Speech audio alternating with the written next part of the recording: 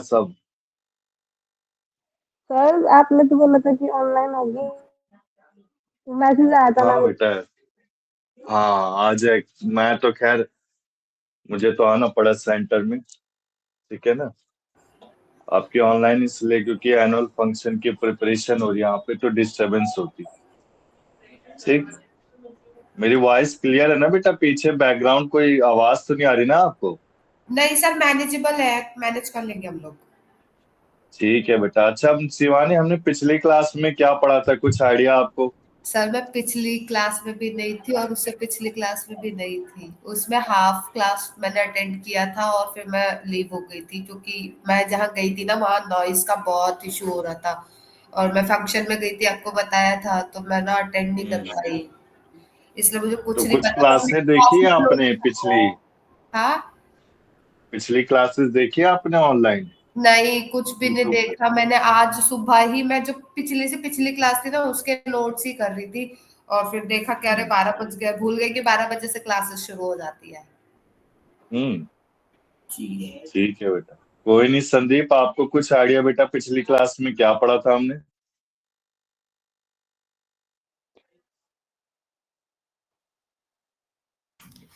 Sir goods हम्म। Goods क्या क्या पढ़ा था बेटा बताओ? गुड्स एक्ट पढ़ा था ना टेलर सर, ऑफ से रिलेटेड डेटा क्रेडिटर और वो सब। एक हफ्ते में इतनी जल्दी भूल गए क्या पढ़ा था? बच्चे की आवाज आ रही बेटा संदीप पीछे। सर बच्चे तंग करते हैं।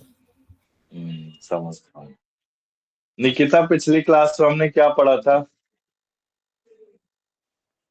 सर ये अनपेड सैलर पढ़ा था, transfer of goods, sales of sales of हाँ हाँ। सेल्स ऑफ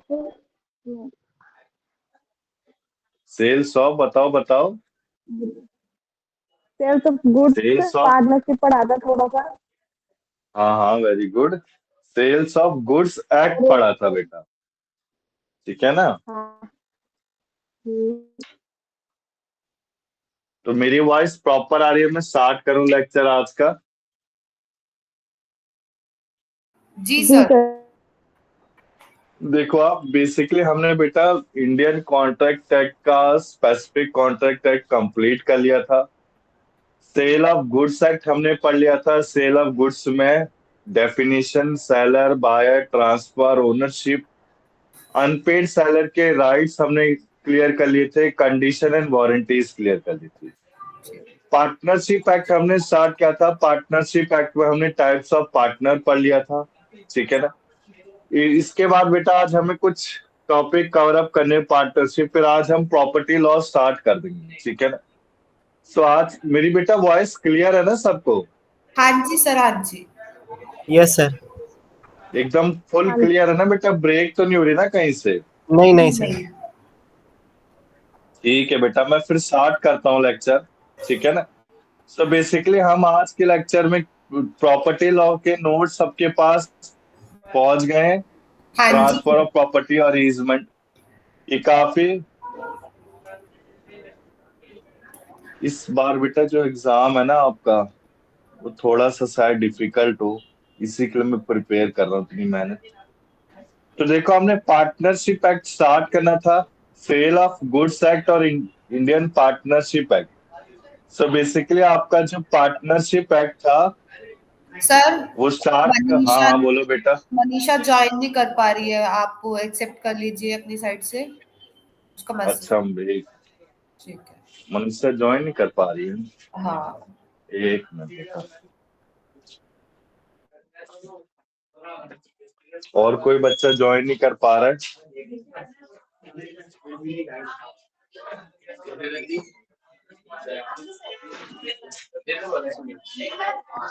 कह रही मनीषा ज्वाइन नहीं कर पा रही है। मैं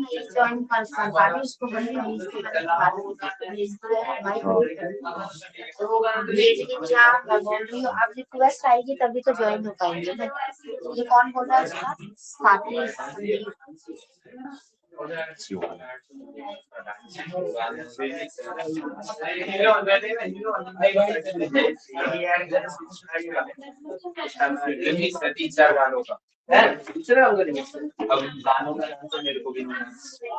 स्टार्ट करें बेटा, ज्वाइन हो गई मनीषा? अभी तक तो नहीं हुई, एक सेकंड। रिक्वेस्ट भेजी तो है, लिंक को ओपन करें ना बेटा, हो जाएगी ज्वाइन।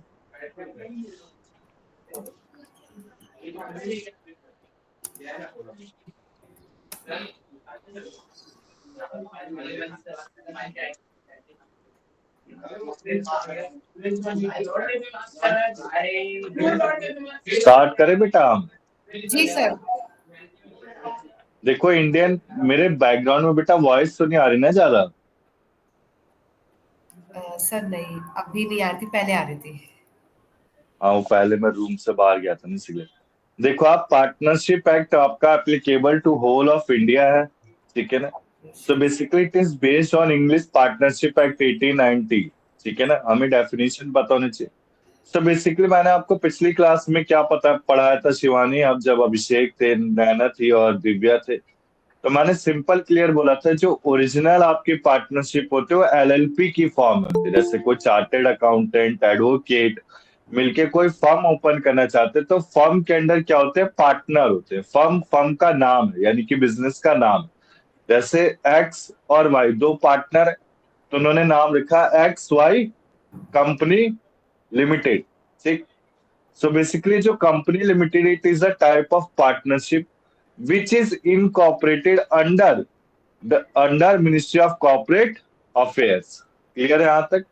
सो बेसिकली कोई सी भी आपकी पार्टनरशिप फॉर्म होती थी, वो किसके अंडर रजिस्ट्रेशन लेती थी? Ministry of corporate affair.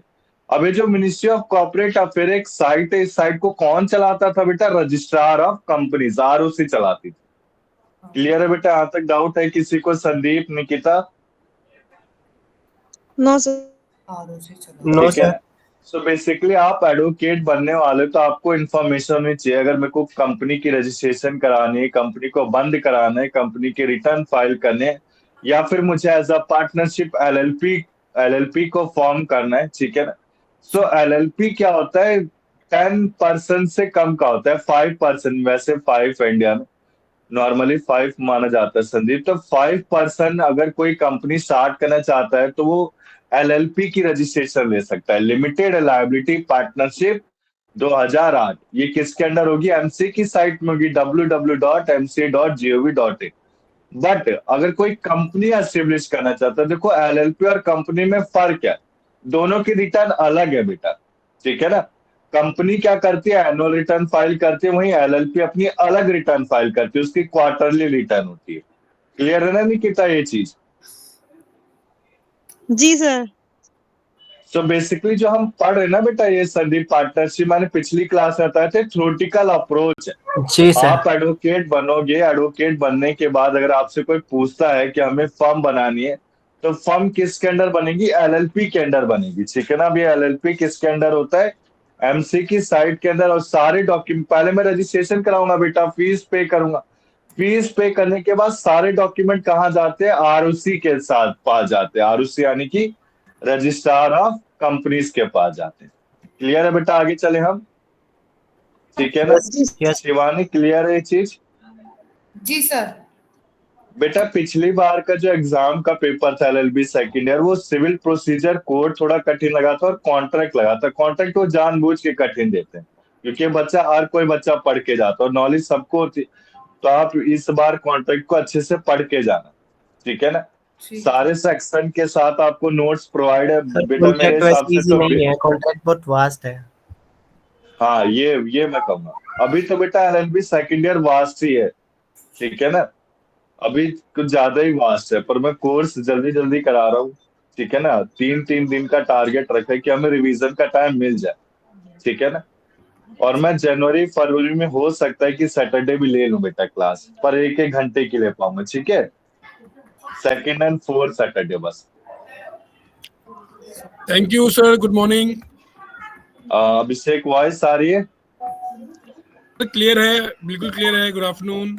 ठीक है बेटा, देखो हमने पिछली क्लास में पार्टनरशिप पढ़ा। पार्टनरशिप को जो पार्टनरशिप बनाने के लिए सबसे पहले दो पार्टीज होने चाहिए। पार्टनरशिप आपका नेचुरल या आर्टिफिशियल होना चाहिए। ये बेसिकली एग्रीमेंट होगा ओरल या फिर राइटिंग में। ये आपका एक्सप्रेस भी हो सकता है, इम्प्लाइड भी हो सकता है। What is the meaning of express? Sandeep बताएंगे आप, एक्सप्रेस और इम्प्लाइड का मतलब क्या होता है? सर एक्सप्रेस में तो क्लियरली मतलब कहीं पे रिटर्न या वर्बल है, और इम्प्लाइड में हाँ, वेरी गुड। ऑटोमेटिकली वो कंसीडर किया जा सकता है कि हाँ ये code of conduct, yes bye code of conduct yes बेटा। यस। एक्सप्रेस। एग्रीमेंट में बेसिकली हमने क्या पढ़ा था? प्रॉफिट और लॉस दोनों शेयर किए जाते हैं, याद है बेटा? सो मेरा क्वेश्चन ये अराइज होता है, अभिषेक ने पिछली बार पूछा था कि सर क्या लॉसेस भी होते हैं? मैंने कहा हाँ जी बेटा होते हैं। तो मैंने क्या समझाया था, प्रैक्टिकल लाइफ में क्या होता है, जो काम लाता है उसका उसका प्रॉफिट मिलता है, फर्म का नहीं मिलता। फर्म में लॉसेज होते हैं, मतलब फर्म डिसाइड करती है हर पार्टनर को इतनी सैलरी मिलेगी, बट जो काम लाएगा उसको उतना उसका शेयर मिलेगा, ठीक है ना? बट लॉसेज इक्वली बांटते, लॉसेज सारे के सारे एक साथ। जैसे तीन पार्टनर है, ए पार्टनर काम लाया तो उसका उसका प्रॉफिट मिलेगा, सैलरी के साथ उसका उसका प्रॉफिट मिलेगा। क्लियर है ना? सपोज फर्म लॉस बियर कर रहे तो तीनों पार्टनर लॉस को बियर करेंगे, ठीक है ना? अब इसमें जो पर्पस है पार्टनरशिप फर्म का, business carried on all by all या any of them acting for all, यानी कि सारे के सारे बिजनेस कैरी कर सकते हैं, या फिर कोई एक करेगा जो सबको गाइड कर रहा है, यानी कि एक तरह से लीडर, ठीक है ना? हिंदू अनडिवाइडेड फैमिली हमने एलएलबी फर्स्ट ईयर में बेटा हिंदू लॉ में पढ़ा था। ये बेसिकली आपके पार्टनर नहीं होते हैं, ठीक है ना? सर मनीषा अभी भी ज्वाइन नहीं हो पा रही। अब वो बेटा ट्राई, अभिषेक तो हो गया ज्वाइन। पता नहीं उसमें क्या इशू आ रहा है, वो हो नहीं पा रही। मैसेज करा उसने। एक बार मैडम को मैंने बोल दो मैंने कॉल ही लिंक कर दे बेटा। भेजा उसे अभी। हम्म वो लिंक से भी हम्म। नहीं हो पा रही आगे। अभी कितने बच्चे ज्वाइन हुए? अभिषेक और कौन कौन ज्वाइन हुआ है बेटा? अभिषेक, संदीप, निकिता और मैं, और एक चेतन करके है। आई थिंक वो एक्सपर्ट एकेडमी से ही है शायद। हाँ, चेतन चेतन जी अब कौन है? वो हाँ बेटा इधर ही के सीनियर है सर ना, ही है। मतलब एक्सपर्ट हाँ, एकेडमी के ही है वो। हम्म, ठीक है ना? वो सारी क्लासेस हैंडल करते हैं, यूट्यूब में डालते हैं। सो बेसिकली देखो, आप माइनर के बारे में हमने पढ़ा था। माइनर फर्म का पार्टनर हो सकता है। ये सारे के सारे प्रॉफिट शेयर, मतलब प्रॉफिट में लायबल रहेगा, ठीक है ना? माइनर आपका पर्सनल लायबल नहीं, और सिर्फ शेयर है माइनर का, वो लायबल रहता है। अब इसके बाद हमने क्या पढ़ा था, वो मेच्योरिटी में कब इलेक्ट हो सकता है? Within a period of 6 month, notice देने के बाद। जैसे मैं अगर मेजर होने वाला हूँ, मैं जैसे कि 17.5 साल में मैंने फर्म को ज्वाइन किया, सो बेसिकली मैं 6 मंथ के नोटिस के बाद डिक्लेयर कहलाया जाऊंगा उस फर्म का पार्टनर, ठीक है ना? इसके बाद देखो, पिछली क्लास में बेटा मैंने पढ़ा रखा है सारी पार्टनरशिप डीड। मैंने आपको समझाया था, जैसे पार्टनर रजिस्टर हो गया एमसी की साइट में रजिस्टर होने के बाद सारी की सारी डिटेल, सारी की फी रिसिप्ट, एक्नॉलेजमेंट रिसिप्ट कहाँ जाती है? आरओसी के पास जाती है, within a period of 1 month from the date of registration. 1 महीने के रजिस्ट्रेशन के बाद सारा का सारा डिटेल कहाँ जाता है? आपका आरओसी में जाता है। अब जो आरओसी में जाते हैं, पार्टनरशिप डीड पढ़ के जाना बेटा, एग्जाम में पिछली बार पूछा थे। इसमें ये सारी चीजें आती है, जैसे फर्म का नाम, address, name of partner, address of business place, profit sharing ratio, amount of capital contribution, right of partner, liability of partner, ठीक है? इसके बाद बेटा देखो, पार्टनरशिप को ऑनरशिप में बेसिकली एक तरह से थ्योरी कॉन्सेप्ट है, इसको हमने पढ़ लिया था पिछली क्लास में। फिर हमने टाइप्स ऑफ पार्टनर पढ़ा था, याद है बेटा किसी को? अभिषेक बताएंगे टाइप्स ऑफ पार्टनर कितने कितने पढ़े थे हमने, नाम बताएंगे आप?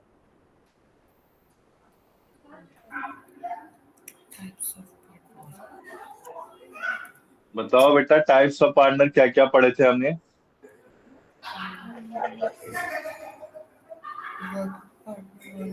बोलो बेटा। निकिता बोलो आप। Sir types of partner 2 types के होते हैं, पार्टनरशिप एट विल, नहीं, टू पर्टिकुलर। टाइप्स नहीं, वैसे बेटा एक्टिव, स्लीपिंग, डॉर्मेंट। नहीं सर, ये जैसे कि वो पूछ रहे हो वो तो पार्टनरशिप, पार्टनरशिप बता रहे हो आप, मुझे आपने ये पूछा है ना, partnership. Type of partner. 6 types है। हाँ हाँ बोलो बेटा। सर इसमें फर्स्ट है वर्किंग पार्टनर और एक्टिव पार्टनर। हाँ very good. Second one. Second है स्लीपिंग एंड डॉर्मेंट पार्टनर। और third. Third secret partner. Fourth. Limited partner, partner in profit only. और प्रॉफिट को छोड़ दो, वो नहीं होता। अच्छा वो नहीं है। बेसिकली 6 होते हैं बेटा। एक्टिव, मैं समझा देता हूँ verbally. Active partner who share profit and loss both, sleeping partner who share profit and loss but do not participate in the management of company, secret partner whose identity is unknown to the general public, share profit loss, actively participate in management of the company. ठीक ठीक। Partner by limited by share, his contribution to the share are limited. Fifth and the sixth type is partner by holding out, partner by estoppel. So estoppel और holding out में निकिता ने पिछली बार पूछा था, तो मैंने उनको समझाया था कि निकिता जो एस्टोपल है बेटा, वो आपका अपने मतलब एस्टोपल और होल्डिंग आउट में फर्क क्या था? प्रेजेंस का था। एस्टोपल में प्रेजेंट नहीं होता और होल्डिंग आउट में प्रेजेंट होने के बाद एक रिप्रेजेंटेशन देता है, ठीक है ना। तो एस्टोपल हमने क्या पढ़ा था, देखो मैं फिर से बताता हूँ, इंपॉर्टेंट कॉन्सेप्ट है, ये सारे पढ़ने हैं बेटा, ठीक है ना। एक्टिव पार्टनर, इसका एक डिफरेंस दे दूंगा क्लास के एंड में मैं। Active partner basically takes active part in the management of firm. ये आउटसाइडर को पता होता है प्रॉफिट शेयर दोनों लॉस करता है, ठीक है ना। स्लीपिंग पार्टनर कौन होता है? जो बस कंट्रीब्यूट करता है कैपिटल में। एक्टिव मतलब स्लीपिंग जो पार्टिसिपेट नहीं करता किसी भी मैनेजमेंट ऑफ कंपनी में, जैसे कोई अपॉइंटमेंट करना है, किसी का रिमूवल करना है। मैं स्लीपिंग को ये कह सकता हूँ बेटा, आपका ये होता है जो अननोन है, आउटसाइडर को ये पता नहीं होते। सेम आपका सीक्रेट है। सीक्रेट और स्लीपिंग में फर्क क्या है? बस स्लीपिंग पार्टिसिपेट नहीं करता मैनेजमेंट में, ये पार्टिसिपेट करता है। क्लियर है बेटा? सीक्रेट कोई डाउट है इसमें? डाउट क्लियर है ना संदीप, अभिषेक, आपको ये चीज? वैसे पिछली क्लास में कर लिया मैंने। यस सर, क्लियर है। रिवीजन के तौर पे करा रहा हूँ बेटा, क्योंकि इम्पोर्टेंट कॉन्सेप्ट है ना। सीक्रेट पार्टनर स्लीपिंग पार्टनर में क्या डिफरेंस बताया अभी आपने? बेटा देखो दोनों देखो, स्लीपिंग है पार्टिसिपेट नहीं करता मैनेजमेंट में, और सीक्रेट पार्टिसिपेट करता है मैनेजमेंट। दोनों प्रॉफिट शेयर को लॉस शेयर करते हैं, दोनों के दोनों। फिर तीसरा है, दोनों की आइडेंटिटी आपके आउटसाइडर को अननोन है, दोनों की आइडेंटिटी लोगों को नहीं पता होती। फिर आता है लिमिटेड पार्टनर, ये भी पार्टिसिपेट नहीं करता बिजनेस में, ठीक है ना। इसके बाद देखो हमारा नॉमिनल पार्टनर। सो नॉमिनल पार्टनर हैविंग 2 पार्ट। हाँ हाँ बोलो बोलो। सर सीक्रेट पार्टनर मैनेजमेंट में पार्टिसिपेट करता है या फिर नहीं करता? मतलब एक बार करता है। सीक्रेट पार्टनर करता है, स्लीपिंग नहीं करता। हाँ ठीक है ना। इसका एक डिफरेंस देता हूँ मैं बेटा, ठीक है ना। आखिरी जब हम डाउट लेंगे ना 5-10 मिनट का, तो आखिरी में एक डिफरेंस शो करा दूंगा, ठीक है। वैसे आप गूगल सर्च करेंगे तो ये मिल जाता है, पर मैं दिखा दूंगा, मैं प्रोवाइड भी कर दूंगा उससे। सो बेसिकली नॉमिनल पार्टनर क्या होता है, ठीक है ना। आज बेटा मुझे प्रॉपर्टी लॉ स्टार्ट कराना है, कॉन्सेप्ट देना है उसका, तो मैं थोड़ा स्पीड अप करा रहा हूँ। पार्टनरशिप ये वैसे इजी कॉन्सेप्ट है, डिफिकल्ट नहीं है, आप इसको रीड आउट करोगे तो आ जाएगा, ठीक है ना। सो नॉमिनल पार्टनर में 2 होते हैं, एस्टोपल और होल्डिंग आउट। एस्टोपल क्या होता है? जो आपका जिसकी प्रेजेंस नहीं होती, और होल्डिंग आउट जिसकी प्रेजेंस होती है। क्लियर है बेटा? यहाँ तक क्लियर? अगर नोट्स बना रहे होगे निकिता आप, तो लिख लेना एस्टोपल में प्रेजेंस नहीं है, होल्डिंग आउट में प्रेजेंस है। कहने का मतलब है जैसे इलेक्ट्रॉनिक की शॉप की दुकान है, ठीक है ना। मैं इलेक्ट्रॉनिक की शॉप में मेरा दोस्त ऑनर है उसका। अब मेरा दोस्त उस समय है नहीं, बस एक तरह से माने कोई कस्टमर आया और दिखाया कि मैं इस फर्म की इस शॉप का पार्टनर हूं, तो मैंने प्रोडक्ट को सेल आउट कर दिया। तो मैं एक तरह से ऑनर का क्या हो गया? पार्टनर में एस्टोपल हो गया। क्लियर है ना, रिप्रेजेंट किया मैंने अपने आप को किसके थ्रू, अपने बिहेवियर या फिर कंडक्ट से। होल्डिंग आउट में क्या है, कस्टमर आया, मैं ऑनर के साथ खड़ा हूं, ऑनर किसी और के साथ बिजी, क्लाइंट के साथ, कस्टमर के साथ, मैंने उस ऑनर ने क्या कहा कि ये मेरा एक तरह से पार्टनर है और मैंने सामान उसका बिचवा दी। क्लियर है बेटा, डाउट क्लियर है? हाँ जी सर एक बार वो बता दो, अब प्रेजेंस इस वाला क्या बता रहे थे? बस देखो संदीप, ध्यान से सुनो, एस्ट्रोपल में प्रेजेंस नहीं होती, पार्टनर बाय होल्डिंग आउट में प्रेजेंस होती है। जैसे ओके सर, कस्टमर दोनों में आया, वो कस्टमर के सामने आया, बस एस्टोपल में ऑनर ने नहीं बताया कि मेरा पार्टनर है, उसमें बता नहीं, दिया। ऑनर नहीं था, ऑनर नहीं था उस समय, ओके ठीक है ना। और होल्डिंग आउट में ऑनर था, ऑनर ने रिप्रेजेंट कर दिया, हाँ ये मेरा पार्टनर। क्लियर है बेटा? Okay sir. अच्छा। ठीक है, इसका एक एग्जांपल देख लेना आप, तो आपको समझ में आ जाएगा। ठीक, अब इसके बाद देखो आप पार्टनरशिप फर्म कंपनी, बेटा ये पढ़ लेंगे आप। संदीप में आगे चलो बेटा, ये पढ़ लेना खुद से जी कि सर। गवर्निंग एक्ट क्या है, ये सब पढ़ सकते हो बेटा, इजी कॉन्सेप्ट है। अच्छा, हमारे बेटा कंपनी का ये मिनिमम नंबर भी पढ़ लेना है, इंपॉर्टेंट है। जैसे प्राइवेट कंपनी में 2 से 200 है और पब्लिक कंपनी में 7 से अनलिमिटेड है। वही प्राइवेट कंपनी में बेटा 2 से 100 है, ठीक है ना। इसके बाद देखो पार्टनरशिप एलएलपी बेटा, वेरी इंपॉर्टेंट। सो पार्टनरशिप में रजिस्ट्रेशन एक ऑप्शनल है। और आपके एमसीक्यू में क्वेश्चन आता है कि पार्टनरशिप पर रजिस्ट्रेशन लेना क्या है, ऑप्शनल की मैंडेटरी, तो I will take optional, but in LLP it is mandatory. So बेटा आप बात समझना, अगर मैं रजिस्ट्रेशन ऑप्शनल लेता हूँ संदीप, तो मैं कोई आगे रिटर्न नहीं फाइल कर सकता। तो it is mandatory in practical life. In your theoretical knowledge आप ऑप्शनल टिक करके आना, बट प्रैक्टिकल लाइफ में क्या, रजिस्ट्रेशन लेना ही लेना, ठीक है ना, नहीं तो मैं रिटर्न फाइल नहीं कर सकता। Yes sir. इसके बाद देखो बेटा पार्टनरशिप और हिंदू आपने- अनडिवाइडेड फैमिली, आप बोलो बोलो। सर आपने वो मेंबर बताए थे ना, वो 50 मेंबर होते हैं, वो किसने बताया था? बेटा पार्टनरशिप में बताया था। पार्टनरशिप। हाँ, अभी अमेंड हुआ है कंपनीज एक्ट 2013 में। माइक म्यूट कर लो बेटा एक बार। आपका ना या तो 2 डिवाइस से कनेक्ट हो आप, ठीक है ना। तो बेसिकली पार्टनरशिप में अगर आता है तो आप माइक म्यूट कर लो बेटा संदीप।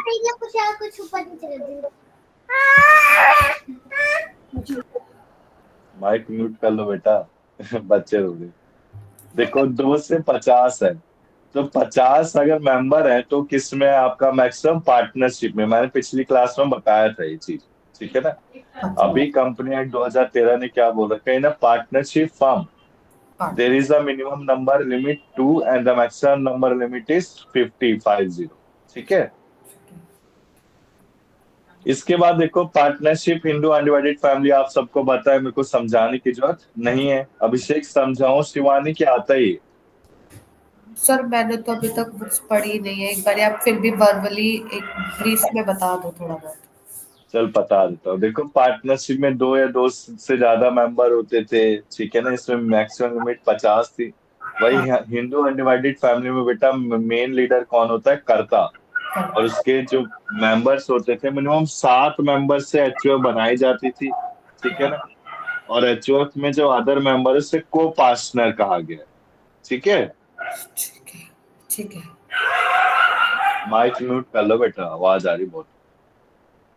अब देखो, अब स्टार्ट करना है हमें duties and right and liability of partner. So basically आज यहाँ से स्टार्ट करना था, ठीक है ना। आज जो लेक्चर स्टार्ट है मेरा, मैंने आधा घंटा रिवीजन में करा दिया। ड्यूटीज ऑफ पार्टनर में सबसे पहले देखो, carry out business of the firm to the greatest common advantage. मतलब क्या क्या पार्टनर की ड्यूटीज है। सबसे पहले बिजनेस को चलाते रहना है। दूसरा, फेथफुल होना चाहिए एक दूसरे के लिए। तीसरा आता है कि ट्रू अकाउंट्स और फुल इंफॉर्मेशन दे सबको, ठीक है ना। इसके बाद देखो, हर पार्टनर अपने लॉस के लिए बियर होना चाहिए, कोई फ्रॉड नहीं करना चाहिए, ठीक है ना। फिर राइट्स ऑफ पार्टनर में पार्टिसिपेट करेगा मैनेजमेंट में, फ्री एक्सेस है सारे रिकॉर्ड बुक्स अकाउंट्स का।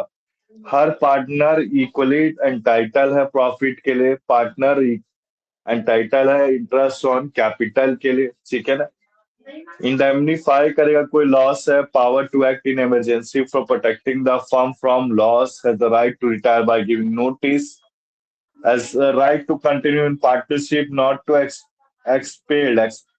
एक्सपेल्ड का मतलब है निकालना, ठीक है ना, उससे निकाला नहीं जा सकता, वो कंटिन्यू कर सकता है। इसके बाद कोई भी डिफरेंस अराइज होता है तो मेजोरिटी ऑफ पार्टनर के पोल से डिसाइड किया जाएगा कि जो ज्यादा पार्टनर, सर ये जितने ज्यादा एक्सपेल्ड पार्टनर होंगे। सर ये एक्सपेल्ड का आपने मतलब बताया, क्या बताया, एक बार रिपीट करोगे? निकालना, निकालना बेटा, रिमूव होना, कि फर्म किसी पार्टनर को अपने तरफ से नहीं निकाल सकते, एक नोटिस देना पड़ेगा, ठीक है ना। Okay sir. इसके बाद देखो प्रॉपर्टी ऑफ फर्म में, बेसिकली प्रॉपर्टी ऑफ फर्म में आपका सारे प्रॉपर्टी राइट्स इंटरेस्ट आते हैं जो ओरिजिनली बॉट है स्टॉक ऑफ द फर्म, ठीक है ना। इसमें गुडविल ऑफ द बिजनेस भी इंक्लूड है, ठीक। इसमें प्रॉपर्टी में वो सारे राइट्स होते हैं जो बिजनेस के लिए यूज किए जाते हैं। हम जो प्रॉपर्टी ऑफ द फर्म है बेसिकली बिलोंग करती है फर्म को, ना कि इंडिविजुअल पार्टनर, ठीक है। इसके बाद देखो partner to be the agent of the firm, ये बेसिकली एजेंट है, इसके पास पर्पस है to carry out the business of the firm. Any act done by the partner binds the firm all the partner in the firm, यानी कि कोई सा भी एक्ट होगा वो पार्टनर को बाइंड करेगा, यानी कि पार्टनर लाइबल है सारे एक्ट को परफॉर्म करने के लिए, ठीक है ना।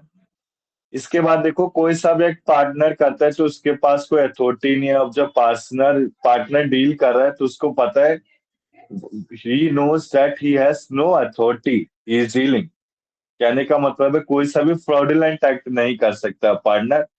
कोई सा भी एक्ट होगा वो एटमोस्ट गुड फेथ के हिसाब से होना चाहिए, ठीक।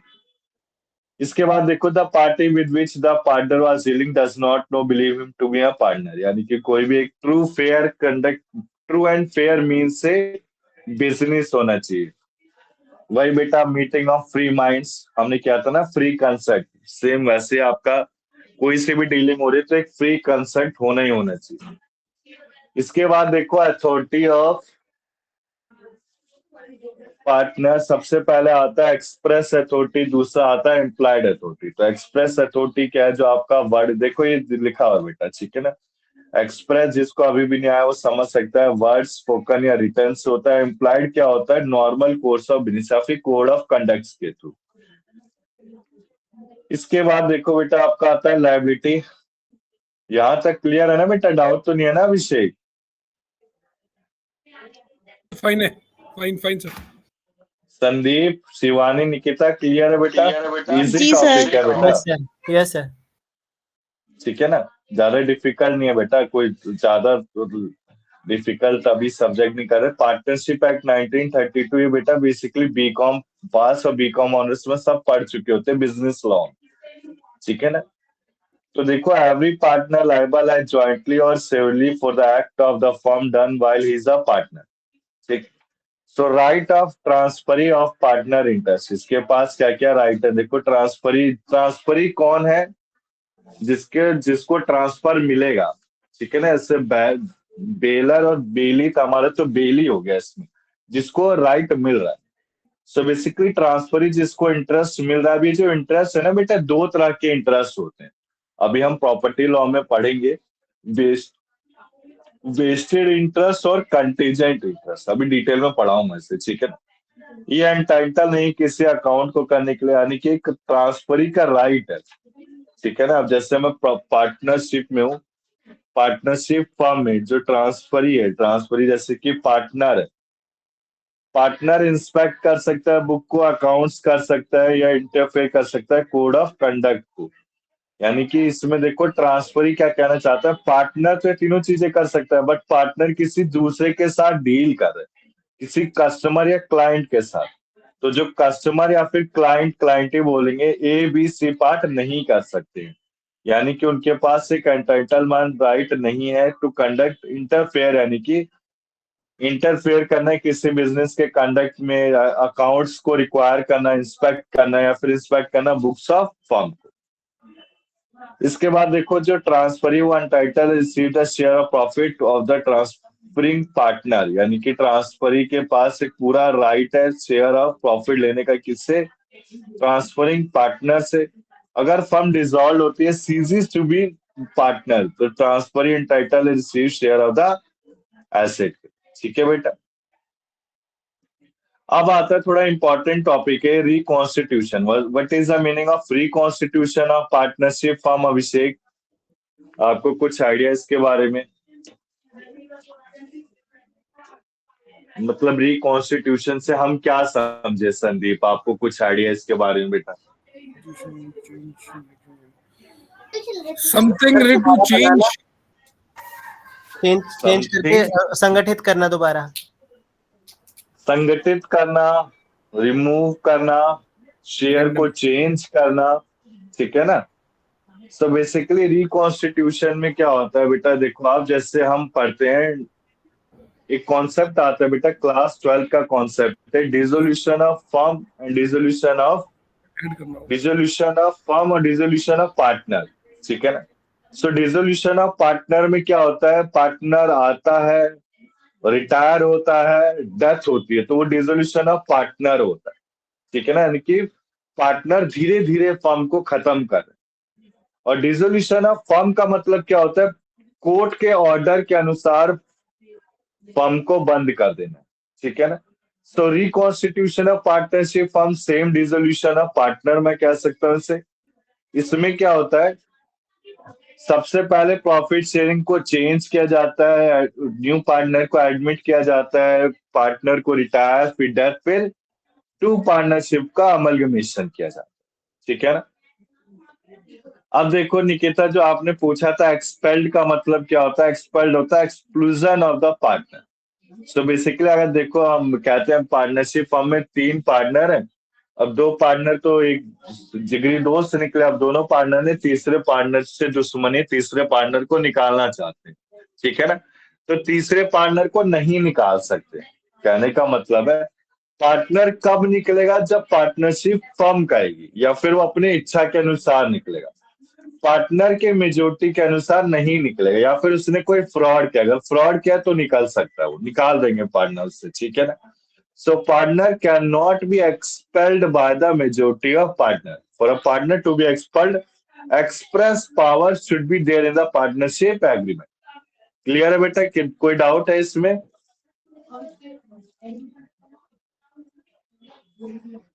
बताओ बेटा, Abhishek, Sandeep. No sir. Practically वो फील हो रहा है कि मतलब जैसे 2 पार्टनर मिलके एक पार्टनर को आउट नहीं कर सकते। नहीं कर सकते बेटा, मैं बोल तो रहा हूँ, नहीं कर सकते। Okay sir. जब तक उसने कोई फ्रॉडुलेंट एक्ट नहीं किया। ठीक है ना, या फिर मिसचीफ किया है। सर अगर लॉस हाँ, भी बोलो अभिषेक। लॉस भी कर रहा होगा थर्ड पार्टी, तो भी वो तनख्वाह लेके जाएगा, तो प्रॉफिट तो मिलेगा नहीं इसको। हाँ यही होगा ना। करेक्ट है अभिषेक। हाँ अगर बेटा टीम में करेक्ट। से अगर एक काम नहीं कर रहा है, तो सिर्फ तनख्वाह मिलेगी, प्रॉफिट 2 लोग कमाएंगे जो काम कर रहे हैं। करेक्ट है बेटा। ठीक है सर। ठीक है। सो बेसिकली आप देखो, death and insolvency of partner, ये कॉन्सेप्ट आता है अभिषेक, वो संदीप स्टार्ट करें बेटा। इंसॉल्वेंसी का मतलब क्या होता है संदीप, कुछ आइडिया? सर दिवालिया हो जाना। हाँ, person who is unable to pay the डेब्ट। ठीक है ना। तो बेसिकली पार्टनर ऑफ फर्म आपका एडजुडिकेटेड। एडजुडिकेटेड का मतलब होता है कोर्ट के द्वारा। ठीक है ना, कोर्ट के द्वारा डिक्लेयर्ड एज इंसॉल्वेंट और डेथ। डेथ हमने पढ़ा था, याद ना बेटा, डेथ क्या था, प्रिज्यूम्ड डेथ। हमने डाइवर्स में पढ़ा था, पिछले 7 सालों से कोई 7 सालों से किसी कोई के बारे में है तो प्राप्त ना हो, तो उसे प्रिज्यूम डेथ माना जाता है। ठीक है ना।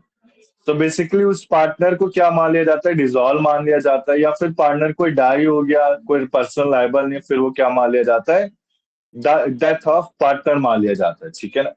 स्टेट वाज, ये शिवानी 3rd पॉइंट में लिखा है, however state of the partner. What is the meaning of state बेटा, बताओ बेटा शिवानी। जी सर। निकिता स्टेट बताओ शिवानी। मेरे को पता नहीं बेटा, मैं भूल गया स्टेट का मतलब। नहीं सर, सही पूछा आपने। State means property. हाँ। नहीं, क्या अभिषेक? Property estate. नहीं बेटा, संदीप sir. आप बताओ। नहीं गलत बता रहे हो बेटा आप। क्या सर? स्टेट का मतलब बेटा ESTAT, state of the partner. साम्राज्य। नहीं बेटा, साम्राज्य कैसे भाव बताओ आप। सर उसकी जितनी संपत्ति होगी वो सभी। हाँ, किसको मिलेगी? सर जो जिनसे उन्होंने कर्जा लिया होगा उसका ना, वो बोली लगती है ना, हाँ तो ऑक्शन होगी ना। नहीं देखो, थोड़ा सा रॉन्ग बता रहे हो संदीप। ये देखो आप, आपको स्टेट का मतलब क्या होता है मैं बताता हूँ। स्टेट होता है लीगल हायर, ठीक है ना। अगर किसी पार्टनर डेथ हो गया, पार्टनर ने डिक्लेयर कर रखा है कि मेरी जगह पे सेकंड पार्टनर पे करेगा, जो मेरे बिहाफ पे अमाउंट पे करेगा, उसे स्टेट कहते हैं। तो गवर्नमेंट में देखो आप, गवर्नमेंट क्या कहती है, अगर मैंने आपको पहली क्लासेस में बताया भी था ये चीज कि कोर्ट के पास अगर कोई प्रॉपर्टी जाती है, जैसे कोई लावारिस प्रॉपर्टी हो गई, जिसमें बाइक हो गया, कार हो गई, तो किसी पर्सन की नहीं होती बेटा, फिर गवर्नमेंट अपने पास रख लेती है जब तक उसका कोई वारिस नहीं मिलता। वारिस को क्या कहते हैं? लीगल हायर, यानी स्टेट। क्लियर है ना बेटा यहाँ तक? यानी कि पार्टनर ने किसी को स्टेट बना रखा है लीगल हायर को, अगर वो मरने या इंसॉल्वेंसी से पहले उसका स्टेट पर्सनल लायबल रहेगा सारे के सारे डेथ के लिए, ठीक है। तो स्टेट से सिंपल लीगल हायर, अगर कोई पूछे स्टेट तो क्या कहेंगे? Legal higher. क्लियर है? लीगल हायर तो क्लियर है ना बेटा? किसी को डाउट है लीगल हायर में? बोलो अभिषेक। नहीं सर, क्लियर है लीगल हायर। ठीक है ना। ये बेटा एक है ना, गवर्नमेंट बजट आता है, गवर्नमेंट बजट जब डिक्लेयर करती है फरवरी में पूरे साल के लिए, ठीक है ना। सो बजट में एक स्टेट आता है, एक रिसिप्ट का फॉर्म, कि कोई भी लावारिस वस्तु होगी तो गवर्नमेंट के पास चली जाती है, ठीक है ना। ये जो स्टेट होता है एक तरह से नॉन टैक्स रेवेन्यू रिसिप्ट कहा जाता है, ठीक है ना। इसमें टैक्स नहीं लग सकता। क्लियर है शिवानी, निकिता? चलूं बेटा आगे? जी सर। जी अब इसके बाद देखो, कोई सा भी डाउट हो तो पूछ लेना, ठीक है ना। वैसे right of out going partner, अब ये आउट गोइंग पार्टनर क्या होता है? किसी को आइडिया बेटा? जो रिटायर हो रहा है। नहीं बेटा, रिटायर। अभिषेक आपको कुछ आइडिया? पार्टनर। और the partner is moving out. हाँ, चला जाएगा। हाँ, वेरी गुड। नहीं, जो रिटायर, देखो संदीप आपने थोड़ा बहुत सही बताया, जो रिटायर हो रहा है, जो compete करा, जैसे मैं पार्टनरशिप फर्म, ठीक है ना। A partnership firm as a being a partner, I am working there, but I settle another business apart from working in partnership, ठीक है ना। पार्टनरशिप में वर्क करने के अलावा मैं कहीं और भी काम कर रहा हूँ, competing with, ये लिखा हुआ है आउटगोइंग पार्टनर में carry on business competing with that of the firm, ठीक है ना। तो बेसिकली अगर कोई आउटगोइंग पार्टनर, यानी कि जो रिटायर होने वाला है या छोड़ने वाला है, जिसने नोटिस पीरियड दे रखा है, वो कोई फर्म का नेम यूज नहीं कर सकता, रिप्रेजेंट अपने आप को इंस्टॉल नहीं कर सकता, can not solicit the customer, अपने कस्टमर को अपने पास नहीं बुला सकता है, ठीक है ना। सो आउटगोइंग पार्टनर रिप्रेजेंटेटिव का टाइटल है 6%। यहाँ रखा है बेटा पिछली बार क्वेश्चन कि कितने परसेंट इंटरेस्ट का वो लायबल है? 6%, ठीक है ना। जो बेटा मैं नोट्स दूंगा ना आगे चल के, वो 100 पेजेस के होंगे सारे, अब क्योंकि इसमें नीचे मैंने बेयर एक्ट डाल रखे अब सारे नोट में, ठीक है ना। ये तो नोट पूरा बेयर एक्ट है, इसमें तो बेयर एक्ट की जरूरत है नहीं। तो अब आगे जितने भी हम बुक पढ़ेंगे, बेयर एक्ट दिया है, उस प्रिंट को निकालो, आगे फ्यूचर में काम आएगा आपके, ठीक है ना। और सर एक नोट्स में क्वेश्चन आया मार्क सर। करते रहो। हाँ बोलो अभिषेक। सर ये आप मुझे पता ना, why is bail act important? Bail act, bail act important क्यों है? बेयर एक्ट पता है इंपॉर्टेंट क्यों है अभिषेक? क्योंकि यार वो है ना एक तरह से पूरे ऑफिशियल इंफॉर्मेशन देता है हमें, अच्छा। ठीक है और ना। उसमें हर बारीकियां जैसे- कवर होती हैं। हाँ, जैसे हम जब पढ़ाई करते थे तो हरदम सीबीएसई की बुकों से ही पढ़ते हैं। जैसे मैं बीकॉम बीबीए करता हूँ तो मैं दिल्ली यूनिवर्सिटी के बुक से ही देखता हूँ एक बार की वो उससे कुछ इम्पोर्टेंट तो नहीं। और ये जितने भी हैं ये सारे बेयर एक्ट से उठाए गए हैं। मतलब बेयर एक्ट क्या है? बेयर एक्ट लोग पढ़ना इसलिए नहीं चाहते क्योंकि उसमें कैसे महाभारत लिखी हुई है, उसमें कुछ समझ पल्ले ही नहीं पड़ता। और नोट्स में क्या है? सिंपलीफाइड लिखा हुआ है, पढ़ा जल्दी क्रैम हो गया, पढ़ा जल्दी लर्न हो गया, सिंपल सी बात है। इसी के लिए बेयर एक्ट को कम लोग पसंद करते हैं, पर मैं आपको साथ साथ में देता रहा करूंगा। ठीक है? Thank you sir. ठीक है अभिषेक, चले ना बेटा आगे। मेरे नोट्स मुझे तो लगता है भाई सफिशिएंट है, काफी है इतना पढ़ने के लिए। इसके आगे जाने की जरूरत नहीं है, बस सेक्शन की लिस्ट लर्न कर लो और एमसीक्यू की प्रैक्टिस कर लो, इनफ है। इसके बाद देखो रजिस्ट्रेशन ऑफ फॉर्म, मैंने आपको बताया बेटा ये कब तक होता है? Within a one period from the date of registration all the documents are to be send to the registrar of companies. So basically अगर रजिस्ट्रेशन हम करा रहे हैं तो सारे इसमें name of firm, place, business of firm, firm जो कैरी कर रहा है बिजनेस, सारे डेट ज्वाइन कर रही है, सब ड्यूरेशन कब तक दे देना चाहिए, statement shall be prepared duly signed by all the partner or by their agent having the authority। Clear है बेटा? ये सारा कहां तक दे देना चाहिए? One month from the date of registration to the ROC, registrar of companies. Clear है बेटा? आगे चलूं मैं अब? बताओ बेटा शिवानी, निकिता। जी जी जी सर। अब देखो वेरी, ये मार्क कर लो बेटा, अगर ये क्वेश्चन नहीं आया तो आप कहोगे कि हाँ पढ़ाया नहीं सर ने। ये वेरी वेरी इंपॉर्टेंट क्वेश्चन है। What are the effect of non registration? ये 3 पॉइंट को अच्छे से समझना है। अगर मैंने आपको समझाया ना बेटा, अगर मैंने फर्म की रजिस्ट्रेशन नहीं कराई तो सबसे पहले मैं रिटर्न फाइल नहीं कर सकता।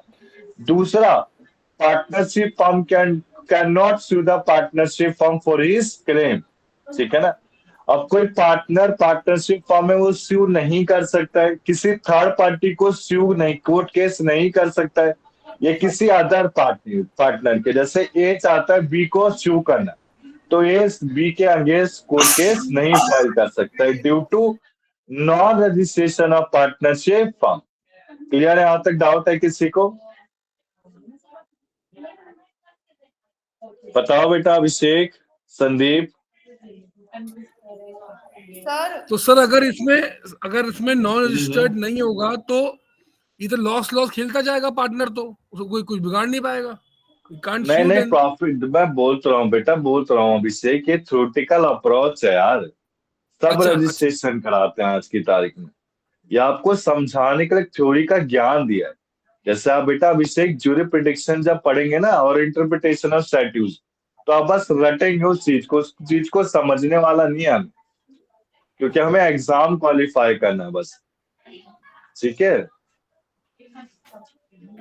उसमें जैसे ज्यूरी प्रिडिक्शन है, उसमें अभी अगर पेपर अब टाइम आखिरी में दिखाता हूँ, उसमें जैसे ऑथर के नेम पूछ लिए, स्टेटमेंट पूछ लिए, तो बेटा वो लर्न ही करना पड़ेगा।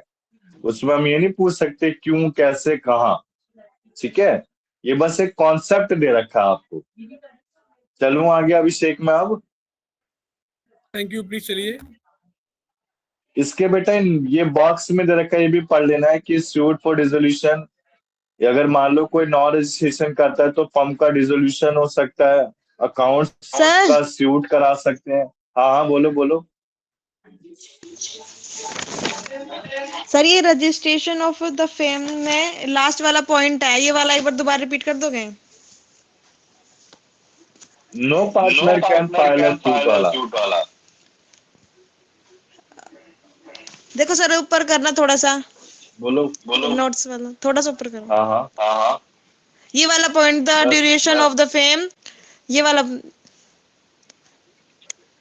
अच्छा ये लास्ट वाला पॉइंट। हाँ हाँ एक बार देखो जैसे रजिस्ट्रेशन, हाँ बताता हूँ। अब जैसे रजिस्ट्रेशन में फर्म की करा रहा हूँ तो इसमें सारे, देखो मैं फिर से बताता हूँ, फर्म का नाम, बिजनेस ऑफ फर्म की प्लेस, कहाँ प्लेस अपने बिजनेस को कैरिड आउट कर रहा है, लोकेशन, स्पेसिफिक लोकेशन, किस डेट को फर्म पार्टनर ने ज्वाइन किया है, name and permanent address of partner होना चाहिए। इसके बाद duration of the firm, so basically duration of firm जरूरी नहीं है, जैसे हम रजिस्ट्रेशन करा रहे हैं तो उसमें जब लास्ट पॉइंट है ना निकिता, हम इसे डिलीट कर सकते हैं। अब फर्म तो कभी भी चल सकते हैं ना, ये एक तरह से कॉन्सेप्ट के फॉर्म में दे रखा है। मतलब कोई लिमिट नहीं है इसकी। लिमिट बताया ना बेटा, जैसे हम कंपनी लॉ पढ़ेंगे एलएलबी थर्ड ईयर में, तो बेसिकली उसमें जो आपका निकिता माइक पता नहीं गूंज क्यों दे निकिता में आवाज। नहीं लव सर, इसमें जो हाँ, बोलो पॉइंट है, बेटा। जो पॉइंट है ड्यूरेशन वाली बात जो हमने करी है, हाँ तो वो आप कह रहे हैं कि इसमें ड्यूरेशन होती नहीं है, लेकिन हम मैं बता रहा हूँ बेटा, कोई तो कैप रखेंगे देखो इसके मैं अंदर, बताता हूँ, जैसे कैप होगी। मैं बता रहा हूँ, जैसे हम कंपनी लॉ पढ़ेंगे एलएलबी थर्ड ईयर में, तो कंपनी लॉ क्या कहता है अभिषेक हमसे कि पार्टनर में कम, मेंबर में कम, मेंबर में go, but company remain for ever. Even hydrogen bomb cannot close the company. कोई हाइड्रोजन बम का बॉम्ब ब्लास्ट होता है तब भी कंपनी क्लोज नहीं होती। Company Point. क्लोज कब होती है? जब उसके सारे जब उसकी वाइंडिंग अप किसके द्वारा की Point. जाती है, तो कोर्ट ठीक है के सर। द्वारा, Got it. कोर्ट करा रहा है या फिर पार्टनर खुद म्यूचुअल कंसेंट से करना चाहते हैं। तो बेटा इसमें ड्यूरेशन ऑफ फर्म कहने का मतलब है जितने भी पार्टनर वो डिसाइड करेंगे कि फर्म को हम कब तक चलाएंगे। फिर जैसे अगर 10 साल डिसाइड किया गया निकिता, तो 10 साल के बाद वो सोचेंगे कि अब इसको बंद कर देना चाहिए या फिर आगे और चलाना चाहिए। ठीक है ना बेटा? Okay sir. इसके बाद देखो इफेक्ट ऑफ नॉन रजिस्ट्रेशन, मैंने आप बताया है आपको, अगर जैसे फर्म रजिस्टर्ड नहीं है तो सबसे पहले पार्टनर स्यू नहीं कर सकता है, पार्टनर किसी तीसरे बंदे को स्यू नहीं कर सकता है, या फिर फर्स्ट पार्टनर सेकंड पार्टनर को स्यू नहीं कर सकता है। ठीक है ना? इसके बाद देखो अगर फर्म रजिस्टर्ड नहीं है तो बेसिकली वो डिसोल्यूशन ऑफ फर्म नहीं कर सकती है, मतलब डिसोल्यूशन ऑफ फर्म ही होगा एक तरह से, फर्म क्लोज होने की कगार पे रहेगा। प्रॉपर्टी का रियलाइजेशन होता है।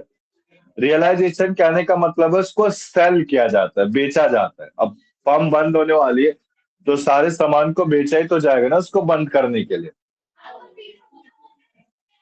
इसके बाद देखो suit claim for set of होना चाहिए जो 100 रुपीज से ज्यादा नहीं होने चाहिए, और realisation of property of an instalment partner.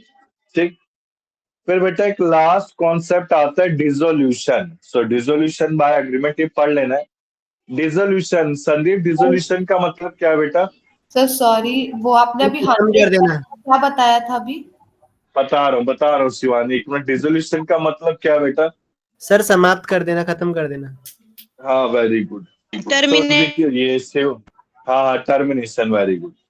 देखो आप, तो सूट और क्लेम ऑफ सेट ऑफ कहने का मतलब है अगर मान लो हमारी कंपनी में रजिस्ट्रेशन नहीं हुआ है शिवानी, तो हम सूट क्लेम कब तक ले सकते हैं सेट ऑफ का? 100 रुपीज से ज्यादा नहीं। ये बेटा एक थ्योरेटिकल कॉन्सेप्ट दिया गया, रियल लाइफ में एग्जिस्ट नहीं करता है मेरे हिसाब से। बेसिकली अगर आपका नॉन रजिस्ट्रेशन है तो आप पे कोई पैसा डालेगा ही। ठीक है ना? ठीक है, चलूं आगे निकिता, वो जी शिवानी में। हाँ जी। अब देखो एग्रीमेंट से कहने का मतलब है सारे के सारे पार्टनर का कंसर्न होना चाहिए। कंपल्सरी डिसोल्यूशन में सारे पार्टनर, उनमें से एक इंसॉल्वेंट हो या फिर हैपनिंग ऑफ इन्वेंट हो जो कि unlawful. Dissolution on happening of certain contingency में डेथ हो जाता है, पार्टनर को डिक्लेयर कर दिया जाता है इंसॉल्वेंट, या फिर कंप्लीशन हो जाता है फिक्स टर्म के बाद, by the expiry of the term. इसके बाद देखो कोर्ट डिसोल्यूशन कब करती है, या फिर कोई अनसाउंड माइंड है, परमानेंट इनकेपेबल है परफॉर्मिंग ड्यूटीज के लिए, गिल्टी ऑफ कंडक्ट है। ठीक है ना? इसके बाद पार्टनर कमिट कर रहे कोई ब्रीच ऑफ एग्रीमेंट जिसमें management of affair of firm है, कंडक्ट ऑफ बिजनेस है। ठीक, क्लियर है बेटा? इसको पढ़ लेना आप। अब इसके बाद देखो आप, इफेक्ट ऑफ डिसोल्यूशन से होता है क्या है। सबसे पहले जो कंट्रोलिंग अथॉरिटी ऑफ पार्टनर है वो क्या करेगी? सेल करेगी, एसेट को सेल करके सारे डेब्ट को पे किया जाएगा। लायबिलिटी ऑफ पार्टनर को कौन करेगा? पार्टनर सारे फुलफिल कर देंगे। ठीक है ना? फुलफिल कहने का मतलब है कि जो पार्टनर की लायबिलिटी कंटिन्यू रहेगी, जो थिंग नेसेसरी बाइंडिंग आपके लिए। इसके बाद right to return of premium, कोई भी प्रीमियम होगा उसको रिटर्न करने की बात की जाएगी। सेटलमेंट ऑफ अकाउंट, अब ये सेटलमेंट ऑफ अकाउंट कैसे किया जाएगा? सबसे पहले आउटसाइड क्रेडिटर को पे किया जाएगा, फिर कोई एडवांस पार्टनर पे कर रहा है उसमें पे किया जाएगा, या फिर कोई कैपिटल है पार्टनर को दिया जाएगा, ठीक है ना। इसके बाद अगर कुछ भी बचा तो PSR, प्रॉफिट शेयरिंग रेशियो में डिवाइड कर दिया जाएगा। क्लियर है बेटा? यहाँ तक डाउट है? बताओ बेटा, अभिषेक, संदीप, डाउट कोई? ये सर नो सर।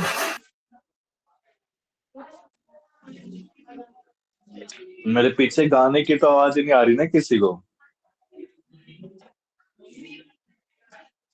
नहीं सर। ठीक है बेटा। अब देखो, sale of goods, basically sale of goodwill क्या होता है? What is the meaning of goodwill? Nikita बताएंगे आप? बोलो निकिता बेटा, गुडविल का मतलब क्या होता है?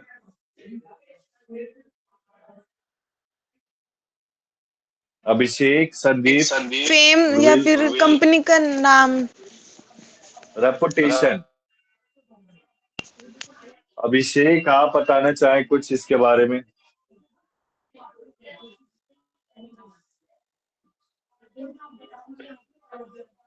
संदीप, वॉइस आ रही है मेरी? सर गुड्स को सेल कर देना, लाइक ऐसा नहीं कुछ? नहीं, वो गुडविल हो गया। हाँ, गुडविल। क्या बात करते हो बेटा? नहीं, सेल्स ऑफ गुडविल ना। हाँ हाँ, गुडविल का मतलब क्या है शिवानी? अच्छा, गुडविल का मतलब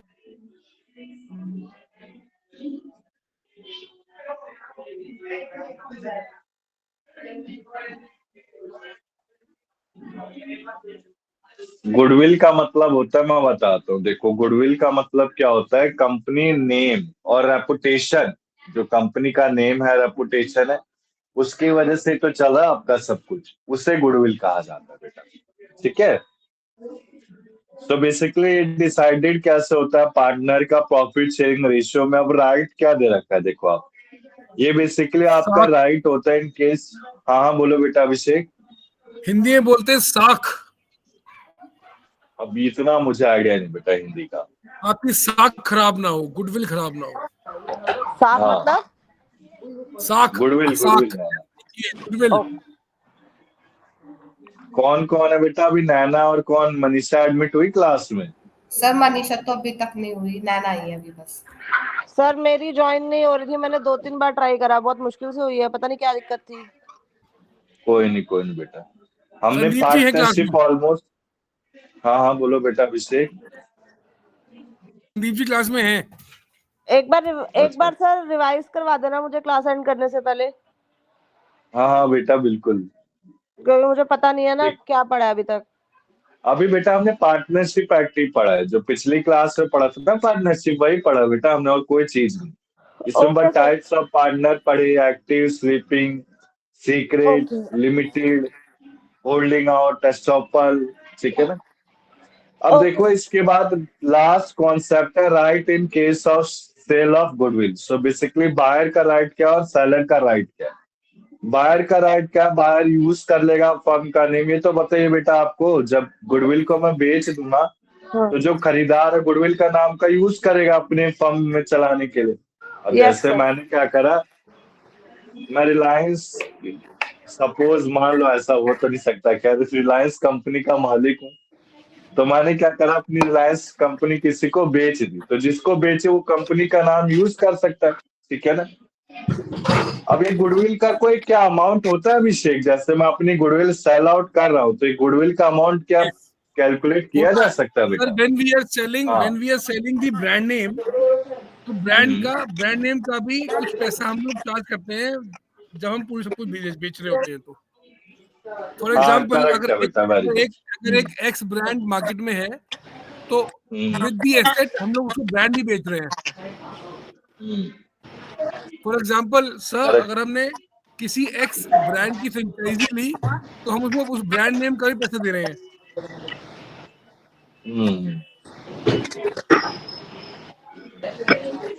करेक्ट है बेटा, ठीक है ना। सो बेसिकली देखो आप सेलर का राइट क्या है, माइक म्यूट कर लीजिए बेटा एक बार अभिषेक। अब राइट सेलर का राइट क्या है, सेलर क्या कर सकता है, कंपटीशन में एंटर करेगा परचेजर के साथ, ठीक है ना। सो बेसिकली राइट पता रखे बायर और सेलर की। अब इसके बाद बेटे लास्ट टॉपिक है, किसी को कुछ आइडिया है लीबल और सिलेंडर, मैंने पढ़ाया था टॉट में, टॉट में पढ़ा बेटा हमने इंग्लिश लॉ में, कुछ आइडिया लीबल और सरेंडर का मतलब बेटा? लेबर तो वो हो गई ना जो अंडर में काम करती है। नहीं नहीं, वो तो लेबर है, मैं लीबल कह रहा हूँ बेटा। ओह सॉरी सर, मेरे को लेबर लेबर अलग है और सुनाई लीबल अलग है। Okay sir okay. बताओ ओरल और बताओ। रिटर्न। मैं ओरल और रिटर्न बेटा ये मैं बताता हूँ, ये हमने टॉट में डिफॉर्मेशन में पढ़ा था। डिफॉर्मेशन यानी attack on the reputation of person, यानी किसी पर्सन के नाम को खराब करना, ठीक है ना। जैसे हम मीडिया में किसी पर्सन के बारे में नहीं बोल सकते, फॉर्म इज मेयरली जैसे हम कलेक्शन। पॉलिटिकल पार्टीज में देखें तो जैसे अगर कोई नरेंद्र मोदी राहुल गांधी को बोलता है तो राहुल गांधी का नाम नहीं ले सकता, नहीं तो उसके ऊपर डिफॉर्मेशन का केस लग जाएगा। क्या कहता है मोदी, मोदी जी क्या कहते हैं, वो कांग्रेस का शहजादा, ठीक है ना, ये सुना होगा आपने। और वही राहुल गांधी क्या कहते हैं, बीजेपी सरकार कहते हैं। नेम और स्पेसिफिक पर्सन का नाम ले सकते हैं ना, नहीं तो जो लॉयर है वो डिफॉर्मेशन का केस डाल दे, ठीक है ना। तो उसमें कंपनसेशन अमाउंट पे करना पड़ता है, और कंपनसेशन अमाउंट कोई पे करना चाहता नहीं है बेटा।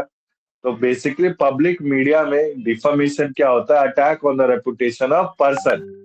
Basically, there are two types of deformation, libel and slander.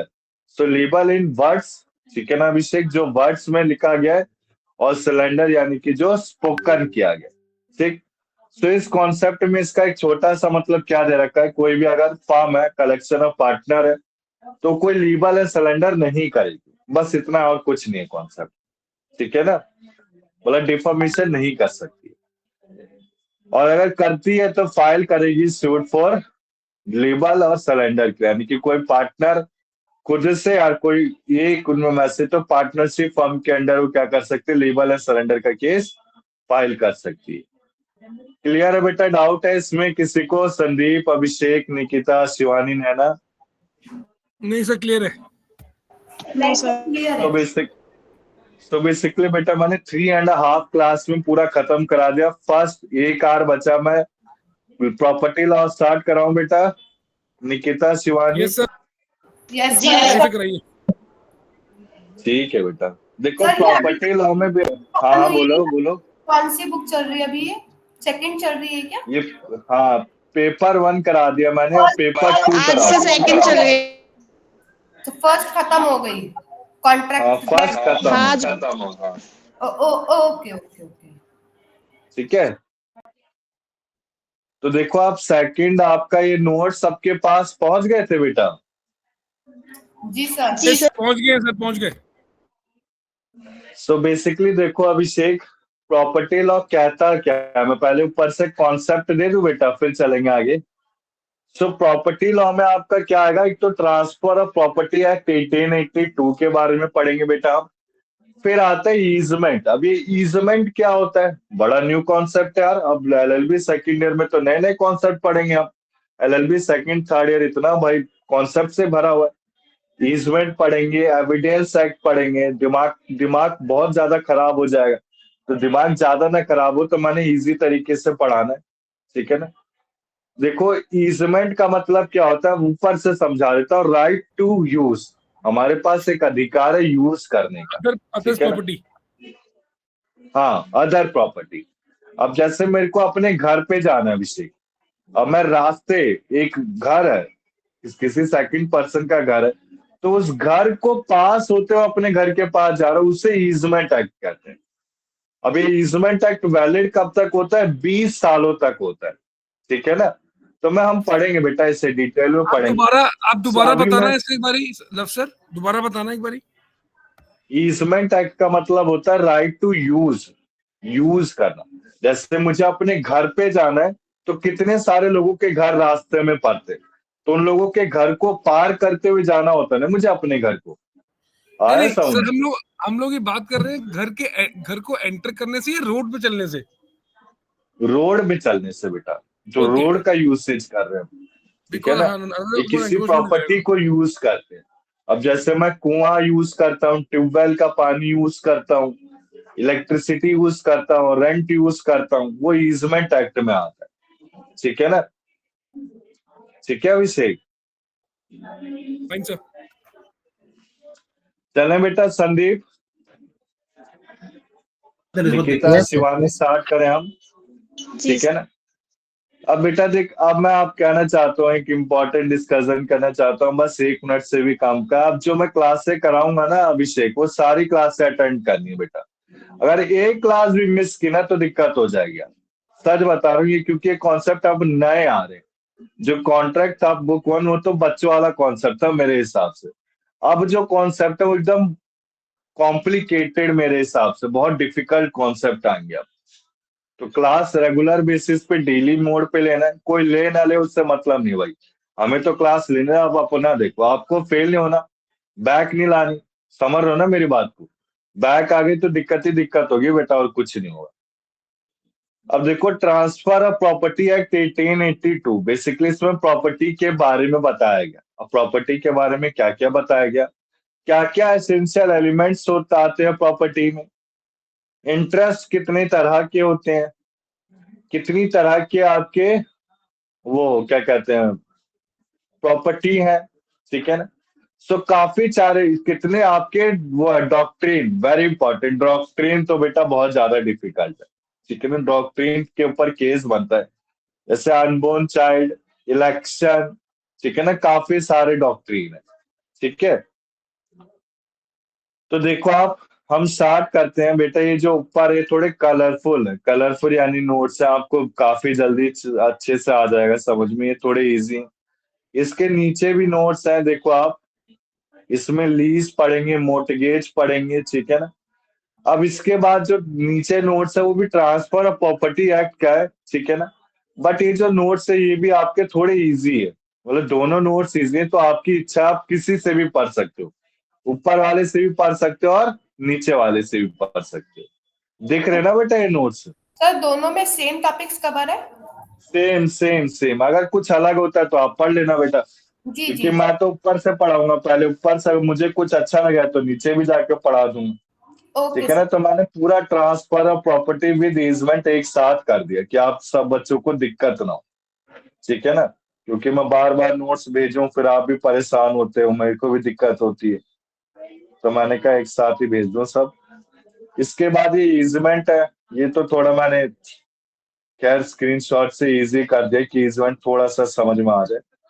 इसके बाद असली ईजमेंट के नोट्स, ये बेयर एक्ट है, ईजमेंट के जो नोट है ना बेयर एक्ट से लिए गए हैं पूरे, काफी अच्छे नोट्स हैं और अच्छे से समझ में भी आएगा, ठीक है ना? ईजमेंट के बारे में लाइसेंस काफी बार बताया गया इसमें। तो स्टार्ट करूं बेटा मैं? जी सर। जी सर। तो स्टार्ट करते हैं बेटा transfer of property, page number 2 से, ठीक है ना? अभी ट्रांसफर ऑफ प्रॉपर्टी होता क्या है? प्रॉपर्टी क्या है बेटा? प्रॉपर्टी में मूवेबल और इमूवेबल क्या दोनों आते हैं या फिर एक चीज आती है? दोनों बताओ सर। बेटा अभिषेक। हाँ दोनों, वेरी गुड। Immovable, immovable. दोनों दोनों आती है, बट ज्यादा जो प्रॉपर्टी डील किससे कर रहा है, इमूवेबल प्रॉपर्टी से डील करेगा, ठीक है ना? जो हम पढ़ेंगे अपने कोर्स में प्रॉपर्टी लॉ, वो किससे, लैंड से रिलेटेड है। अब लैंड क्या होती है बेटा? इमूवेबल। बिल्डिंग क्या इमूवेबल है, ठीक है ना? सो बेसिकली ये ट्रांसफर किसके बारे में डील की जाती है? Immovable property from one living being to another. अब जैसे मैं आप सबसे पूछना चाहता हूं, मैंने आपको मुस्लिम हिंदू लॉ में पढ़ाया था, मुस्लिम लॉ में पढ़ाया था, हाँ मुस्लिम लॉ में, कि जैसे कोई अनबॉर्न चाइल्ड है, ठीक है ना, क्या मैं उसके नाम अपनी प्रॉपर्टी का वसीयत कर सकता हूँ जो पैदा नहीं हुआ है? मैं नो, अपनी वाइफ को नहीं करना नहीं चाहता करना अपने, चाहता अपने। बताओ बेटा कर बताओ सकते बेटा हैं कर क्या, सब सकते हैं क्या, पॉसिबल? सब पॉसिबल? नहीं सर, अगर आपको अनबोर्न चाइल्ड को मतलब प्रॉपर्टी देनी है, इनके नाम करानी है, तो आपको थर्ड पर्सन को देनी पड़ेगी, जैसे कि अपनी वाइफ को। हाँ, वेरी गुड निकिता, काफी अच्छा से बताया। देखो, yes it is possible, but doctrine of urban child clarifies that the property must pass to first person who is living. Then, after born of child, the property transferred to the living child. Clear है यहाँ तक? कोई doubt है इसमें? No sir. No sir. काफी अच्छा case study आ रखी है, 2 बार पूछी गई थी कि अनबोर्न चाइल्ड को दे सकते हैं। हाँ जी, दे सकते हैं, बट पहले प्रॉपर्टी किसको देनी पड़ेगी? मदर को। मैं मदर के नाम, अपनी वाइफ के नाम कराऊंगा प्रॉपर्टी, उसमें लिखवाऊंगा कि अगर प्रॉपर्टी मेरा बच्चा होता है तो बच्चे के नाम कर दी जाएगी, लिविंग चाइल्ड, ठीक है ना? इन पोजेशन, जो लिविंग इन पोजेशन है उसके नाम कर दी जाएगी। So basically transfer of property act आपका ह्यूमन प्रॉपर्टी से डील करता है, एक लिविंग बीइंग से दूसरे लिविंग बीइंग, ठीक है ना? अब ये लिविंग पर्सन में क्या क्या आते हैं बेटा? Company, association, body of individual जो इनकॉर्पोरेट या फिर इनकॉर्पोरेट नहीं हुआ है, ठीक है ना? अब ये एक्सक्लूड कौन सा करता है? Sale, execution, forfeiture, insolvency, inheritance, ठीक है ना?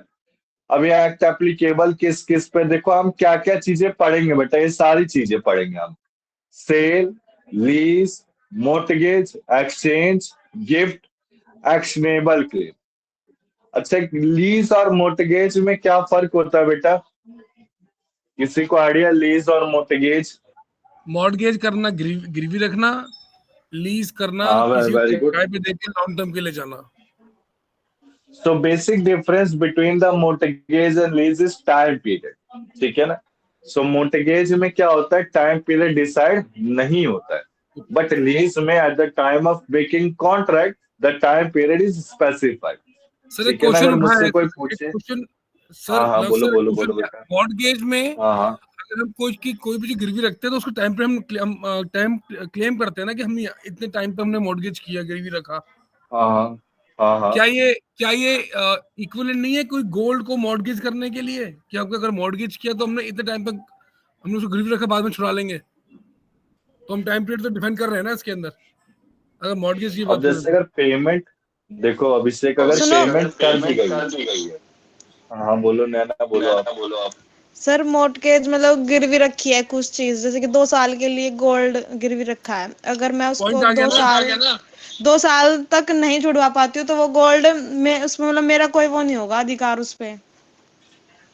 नहीं, यहाँ पे सर ये कह रहे हैं कि मॉर्टगेज में कोई टाइम पीरियड नहीं डिफाइन नहीं होता, लीज में डिफाइन होता है, वो मैं कह रहा लीज था।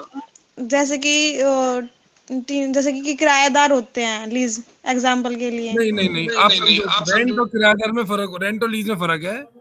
रेंट की मियाद 11 महीने की होती है, लीज की मियाद 5 से 10 साल की बीच तक भी हो सकती है। इसमें दूसरा भी डिफरेंस आता है अभिषेक की यूसेज के। मोर्टगेज में हम यूज नहीं कर सकते और लीज में यूज कर सकते हैं बेटा, कर सकते हैं, राइट ठीक सर। है? यह आपका मेन डिफरेंस है। चलो बेटा, फिर आगे मैं अब चलो बेटा, अभिषेक, संदीप, बताओ, चले हम आगे? जी सर। अच्छा अभिषेक, वो संदीप, अभिषेक, आप बताएंगे दोनों टेस्टामेंट्री और इनटेस्टामेंट्री क्या होता था इंस्ट्रूमेंट? हमने पढ़ा था ये बेटा एलएलबी फर्स्ट ईयर में हिंदू लॉ में। टेस्टामेंट्री जो मुंह से बोला गया है, और इनटेस्टामेंट्री जो मुंह से नहीं बोला गया, लिखित, ठीक है ना? Testamentary by use of mouth, intestamentary not use of mouth, ठीक ये है? विल में था ना तो सर? ट्रांसफर, हाँ विल में था, वेरी गुड बेटा। तो मैंने आपको कहा ना बेटा, जो एलएलबी आप पढ़ रहे हैं ये आपको नॉलेज आनी चाहिए, नहीं तो कोई फायदा नहीं डिग्री लेने का। ट्रांसफर 2 तरह से होते हैं, एक्ट ऑफ पार्टीज से और दूसरा ऑपरेशन ऑफ लॉ से। एक्ट ऑफ पार्टीज, इसमें टेस्टामेंट्री जो by using the words of mouth होता है, और इंटर वायोस यानी जो लिविंग पार्ट यानी कि जो जिंदा है अपने जिंदे समय टेस्टामेंट्री। इन टेस्टामेंट्री क्या होता था? पर्सन जिंदा होते हुए प्रॉपर्टी को नाम करा गया, ठीक है ना? अब इसमें सारी चीजें पढ़ेंगे बेटा आप, sale, mortgage, lease, exchange, gift और actionable claim. Operation of law आपको पता है, डेथ, इंसैनिटी, इंसॉल्वेंसी, ठीक है। अब इसके कुछ इंपॉर्टेंट डेफिनेशन है, जैसे कि मैं इंपॉर्टेंट, ये बेटा किसी को याद है रिविजनर और रिमाइंडर? सर मैं कुछ बताऊं? याद हो बेटा? हाँ हाँ बताओ बताओ बताओ सर निकिता। रिवीजर में पढ़ा था कि एक वस्तु को इस्तेमाल करके एक निश्चित समय पर वापस दे दिया जाता है। जैसे कि मैंने कुछ बुक ली पढ़ने के लिए और फिर मैंने वो एग्जाम के बाद वापस कर दी। Very good. और रिमाइंडर में फ्यूचर इंटरेस्ट के लिए जैसे कि लैंड,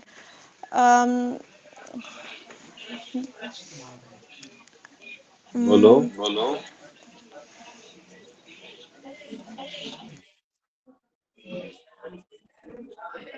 बोलो बेटा। देखो मैं बताता हूँ, रिविजनर का मतलब क्या होता है, प्रॉपर्टी को यूज करके वापस कर देना एट द टाइम पीरियड, ठीक है ना। और रिमाइंडर में क्या होता है, जैसे फर्स्ट पार्टी ने कहा कि सेकंड पार्टी के पास प्रॉपर्टी रहेगी, बट सेकंड प्रॉपर्टी की डेथ के बाद वो प्रॉपर्टी किसको ट्रांसफर कर दी जाएगी, थर्ड पार्टी को। क्लियर है ना बेटा यहाँ तक? तो बेसिकली इस रिमाइंडर में क्या होता है, रिमाइंडर कहने का मतलब है डेथ होने के बाद किसी और पार्टी के पास जो प्रॉपर्टी चली जाती है उसे रिमाइंडर कहते हैं। क्लियर है यहाँ तक? किसी को डाउट है इसमें? No sir. बताओ बेटा। No sir. Abhishek, Sandeep, no sir. Naina, doubt है? No sir, no sir. No sir no. ठीक है ना। सो बेसिकली रिविजनर और रिमाइंडर बेटा हमने स्पेसिफिक रिलीफ एक्ट में भी पढ़ा था। रिविजनर का मतलब होता है कि जैसे लैंड है या मैं किराए पे रह रहा हूँ, किराए पे मैं टीनेंट हूँ, टीनेंट को रिविजनर कहते हैं, ठीक है ना। टीनेंट क्या करते हैं, किराए पे रहते हुए लैंड मतलब प्रॉपर्टी का यूसेज करता है 1 साल 2 साल, उसके बाद वापस वो ट्रू ऑनर के पास आ जाती है। और रिमाइंडर क्या होता है, रिमाइंडर में क्या है, जैसे कि मैं फर्स्ट पार्टी, ठीक है ना, तो फर्स्ट पार्टी ने क्या करा, किसी को किराए पे रहने के लिए दे दिया घर। अब किराए पे वो रहा, किराए पे रहते रहते उसकी डेथ हो गई, तो डेथ होने के बाद जो प्रॉपर्टी थर्ड पार्टी पे जाती है, अब ये थर्ड पार्टी कौन डिसाइड करता है, फर्स्ट पार्टी की सेकंड पार्टी? किसी को आइडिया है बेटा ये चीज? First party. हाँ फर्स्ट पार्टी, वेरी गुड। तो फर्स्ट पार्टी डिसाइड करती है किसी थर्ड पार्टी, जो थर्ड पार्टी को प्रॉपर्टी चली जाती है उसे रिमाइंडर कहा जाता है, ठीक है ना। सर इसमें हम लीगल हायर तो ये ऐड नहीं कर सकते? हाँ कर सकते हैं अभिषेक, कर सकते हैं, बिल्कुल कर सकते हैं। Reminder man of tenant. तो then this will be a third party then, अगर हम लीगल हायर को ऐड करते हैं तो ऑटोमेटिकली। हाँ तब भी थर्ड पार्टी है बेटा वो आपका, ओके, ठीक है थैंक ना। You sir. कोई नहीं बेटा। अब देखो इसमें दो तरह के इंटरेस्ट हैं, वेस्टेड और कंटिजेंट इंटरेस्ट। मैं अभी समझा देता हूँ, ठीक है ना। इसको समझाने के लिए बेटा डिफरेंस कर ले हम, डिफरेंस से जल्दी समझ में आएगा आपको। वो तो easy रहेगा, बेटी वेस्टेड, हाँ देखो इजी रहता है, हरदम कभी भी लॉ पढ़ना आगे चल के तो हरदम एग्जाम्पल से पढ़ना, मैं तो ऐसे ही पढ़ता हूँ, ठीक है ना। अब देखो वेस्टेड और कंटिजेंट इंटरेस्ट का फर्क क्या है। जो वेस्टेड इंटरेस्ट है बेसिकली कंडीशन, इसमें सर्टेन इवेंट आता है। कहने का मतलब है जो इंटरेस्ट ट्रांसफर किया गया वो सर्टेन इवेंट पे किया गया। अभी मैं एग्जांपल दिखाता हूँ बेटा, 1 मिनट होल्ड कर लो, पहले इसको समझा देता हूँ, ठीक है। कंटिजेंट क्योंकि बेटे बार बार आएगा रिपीटिशन में, तो मैं अभी ये बेसिक डेफिनेशन में बता। कंटिजेंट इंटरेस्ट क्या होता है, इसमें कंडीशन एक स्पेसिफाइड नहीं होती, स्पेसिफाइड असर्टेन होता है। असर्टेन कहने का मतलब है ये हैपन हो भी सकता है और नॉट हैपन भी हो सकता है। क्लियर है ना यहाँ तक? तो बेसिकली इसमें देखो आप, वेस्टेड जो इंटरेस्ट है आपका ट्रांसफरेबल भी होता है और हेरिटेबल भी होता है, यानी कि इसे ट्रांसफर भी किया जा सकता है और हेरिटेबल यानी कि जो मिलेगा ही मिलेगा, ठीक है ना। बट कंटिजेंट क्या, ट्रांसफरेबल तो हेरिटेबल है ही नहीं। क्लियर है ना। जैसे मैं एग्जांपल से कहूं, कंटिजेंट इंटरेस्ट आपका क्या है, रिमाइंडर है, रिविजनर सॉरी, कंटिजेंट इंटरेस्ट क्या, रिविजनर है, और वेस्टेड इंटरेस्ट क्या, रिमाइंडर है, ठीक है। अब बेटा इसके एग्जांपल को पढ़ ले। वेस्टेड इंटरेस्ट क्या कहता है, एक्स ने ट्रांसफर ऑफ प्रॉपर्टी ओ को दिया है, ठीक है ना। कहने का मतलब है कि एक्स ने professes to transfer property owed to Y when he attains the age of 20. तो एक तरह से एक हैपनिंग ऑफ इवेंट में कंटिंजेंट बना रखा है कि जैसे वो 20 इयर्स का होगा तो प्रॉपर्टी उसके पास आ जाएगी, उसके पास सारे राइट आ जाएंगे ओ के पास। तो बेसिकली देखो आप, there is a vested interest with Y for the property O. कहने का मतलब है एक्स ने प्रॉमिस किया है कि जो ओ की प्रॉपर्टी वाई के पास चली जाएगी अगर वो 20 साल का है, 20 साल का हो जाएगा, अटेन कर लेगा। सो बेसिकली सारे के सारे इंटरेस्ट किसके पास है, वाई के, for the property of O. फिर सेकंड एग्जांपल देखो, एक्स प्रोफेसेस करता है ट्रांसफर प्रॉपर्टी ओ को to Y on the condition sale he will construct a well in his property. If is construct Y sale, देखो आप अभी क्या depend, happening और डज नॉट हैपनिंग में डिपेंड हो गया। याद है ना बेटा, हमने बेसिक कॉन्ट्रैक्ट में पढ़ा था कंटीजेंट कॉन्ट्रैक्ट। तो जी अगर वो बिल्डिंग में उसने क्या प्रॉमिस किया, अगर वो प्रॉपर्टी में एक वेल कुआं खोद देता है तो जो इंटरेस्ट है वो किसके पास चला जाएगा, सेकंड पर्सन वाई के पास चला जाएगा। बट अगर वो नहीं प्रॉमिस को फुलफिल कर पाता है तो वो इंटरेस्ट पास नहीं हो पाएगा। क्लियर है बेटा, एंड आउट है किसी को? No sir. बताओ बेटा, अभिषेक, संदीप। Fine sir. अब देखो इसके एग्जाम्पल है बेटा, इसको आप पढ़ सकते हैं, ठीक है ना। अब इसके बाद देखो मूवेबल और इमूवेबल में क्या क्या आता है, मैं इसको यहां से दिखा दूं बेटा, दिख जाएगा। जी सर। मूवेबल प्रॉपर्टी क्या होता है, जिसे मूव किया जा सकता है, जो एक्सेप्ट इमूवेबल को छोड़ के सारे मूवेबल है। पहले हमें इमूवेबल प्रॉपर्टी पढ़ लेना। इमूवेबल प्रॉपर्टी होता क्या है, ठीक है ना। जैसे कि बेटा जो लैंड थिंग अटैच है किसी अर्थ से, परमानेंटली जुड़ा हुआ है किससे, अर्थ से, ठीक है ना। इसके बाद देखो रजिस्ट्रेशन एक्ट क्या कहता है कि राइट है, राइट ऑफ वे राइट, यानी कि रजिस्ट्रेशन एक्ट में रजिस्ट्रेशन एक्ट को ईजमेंट कहा जा सकता है। Right of way, right, ferries, fisheries, ये सारे क्या हो गए, इमूवेबल प्रॉपर्टी में आ गए, ठीक है ना। अब अटैच टू द अर्थ से क्या कहने का मतलब है, जो अर्थ के साथ रूट किया गया है, ट्रीज सर्फ में अर्थ के साथ जुड़ा हुआ है, वॉल बिल्डिंग में, ठीक है ना। अब इसमें इमूवेबल प्रॉपर्टी क्या क्या है, सबसे पहले collect rent of immovable property, right of way, right to collect dues from fair on piece of land, redemption, equity of redemption. Redemption का मतलब होता है मेच्योर होना। Interest of mortgage, right to collect lac from tree. Lac का मतलब क्या बेटा, कोई बताएगा? लैक का मतलब right to collect lac from trees.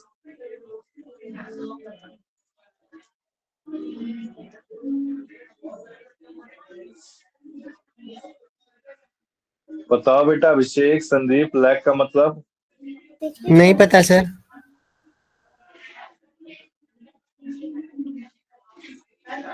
Lack का मतलब अभिषेक कुछ आइडिया?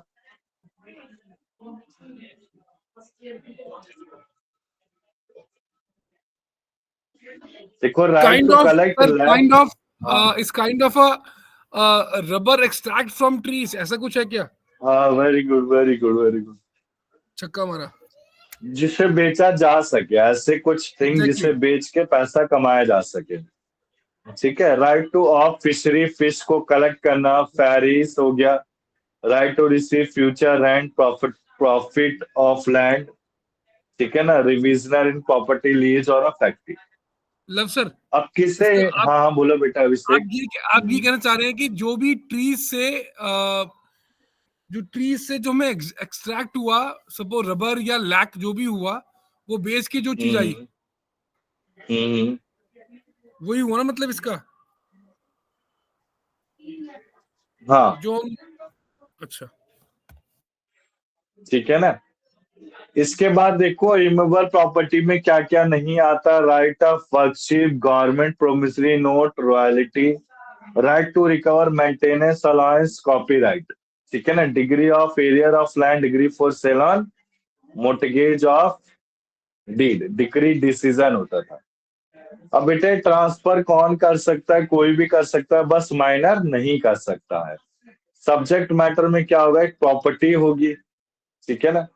अब फॉर्मेलिटीज देखो आप, अब जैसे मुझे प्रॉपर्टी को सेल आउट करना है तो क्या क्या फॉर्मेलिटीज होनी चाहिए। सबसे पहले जो प्रॉपर्टी ट्रांसफर किया जा रहा है वो आपका ओरली और रिटर्न होना चाहिए, ठीक है ना। मूवेबल प्रॉपर्टी आपका ट्रांसफर किया जाएगा डिलीवरी या पोजीशन ऑफ रजिस्ट्रेशन से। अब जैसे मैं ट्रांसफर कर रहा हूं तो उसमें अटैस्टेशन यानी कि स्टैम्प ड्यूटी कितना का पे होना चाहिए, 100 रुपीज का। क्लियर है ना बेटा। जैसे किसी ने पावर ऑफ अटॉर्नी देखा होगा, तो पावर ऑफ अटॉर्नी बेसिकली क्या है आपका, पावर ऑफ अटॉर्नी में भी आपका अटेस्टेशन है, यानी कि हम ट्रांसफर अगर कोई सेल करता है, परचेज करता है, तो उसमें पावर ऑफ अटॉर्नी की जरूरत पड़ती है। अभी पावर ऑफ अटॉर्नी किसके अंडर आ गया, सारी की सारी फॉर्मेलिटीज ऑफ इमूवेबल प्रॉपर्टीज के अंडर आ गया, ठीक है। कोई डाउट है बेटा इसमें?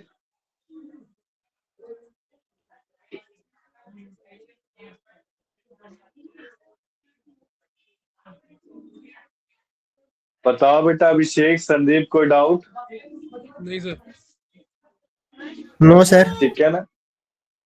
तो बेसिकली देखो अटेस्टेशन में basically to testify, bear witness, attestation में आपका जो सिग्निफाइज करता है तो अथॉरिटीज, ये basically specific signifies the fact of signature of document or transfer do not require attestation, attestation valid है। इसमें कितने विटनेस की जरूरत पड़ती है, कम से कम तो 2 विटनेस की। इसके बाद देखो रजिस्ट्रेशन, रजिस्ट्रेशन में क्या है, रजिस्ट्रेशन आपका एक एसेंशियल लीगल फॉर्मेलिटी है to effect a valid transfer in certain cases, ठीक है ना।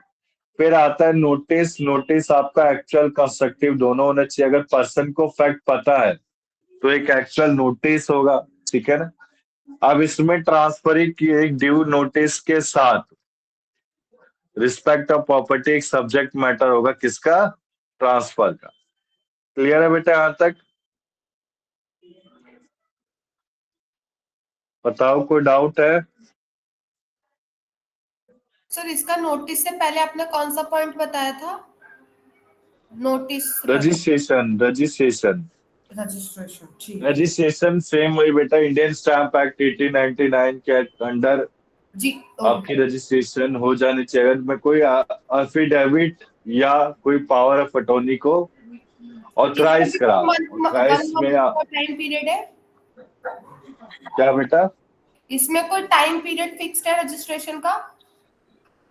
टाइम पीरियड नहीं। आप जैसे मैं प्रॉपर्टी को परचेज कर रहा हूँ, सेल कर रहा हूँ, तभी करा देना चाहिए बेटा रजिस्ट्रेशन, 3 months। ठीक है ना। 3। हाँ। इसके बाद देखो आप, फिर आता है आपका डॉक्ट्रिन। अभी आपका बेसिकली डॉक्ट्रिन स्टार्ट है, ठीक है ना। सबसे पहले मैं डॉक्ट्रिन में transfer of benefit of unborn person करा देता हूँ, जो इजी आज की क्लास में खत्म कर देते हैं हम। अगर हम कोई प्रॉपर्टी का ट्रांसफर कर रहे हैं, समझो आप बेटा किसी प्रॉपर्टी का ट्रांसफर कर रहे हैं, बेसिकली ये जो इंटरेस्ट क्रिएट किया गया बेनिफिट के लिए, ये सबसे पहले किसके पास आएगा, फर्स्ट पर्सन जो लिविंग में, फर्स्ट पर्सन के बाद किसके पास जाएगा, सेकंड पर्सन जो कि बॉर्न इन पोजीशन हुआ, ठीक है ना। बेसिकली देखो आप, इसमें क्या समझा रखा है, 2 कंडीशन सेटिस्फाई होनी चाहिए। सबसे पहले preceded of a life style in favour of living person. अगर मैं किसी वारिस किसी को बनाना चाहता हूं तो पहले मदर को बनाऊंगा, मदर के बाद अनबॉर्न चाइल्ड होगा। अब अनबॉर्न चाइल्ड के पास प्रॉपर्टी कब तक ट्रांसफर नहीं की जा सकती, जब तक वो लिविंग कंडीशन में, लिविंग इन पोजीशन नहीं है, ठीक है ना। बेसिकली देखो आप, यहां तक क्लियर है? कोई डाउट है इसमें?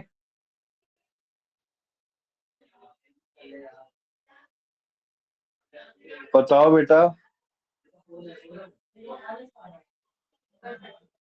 No sir. अब देखो इसके बाद फिर आता है बेटा रिस्ट्रेन ऑन एंजॉयमेंट। ये मैं एक साथ करा रहा हूँ, ठीक है ना। ठीक है, पहले ये करा देता हूँ। रिस्ट्रेन का मतलब क्या होता है? रिस्ट्रेन का मतलब किसी को idea?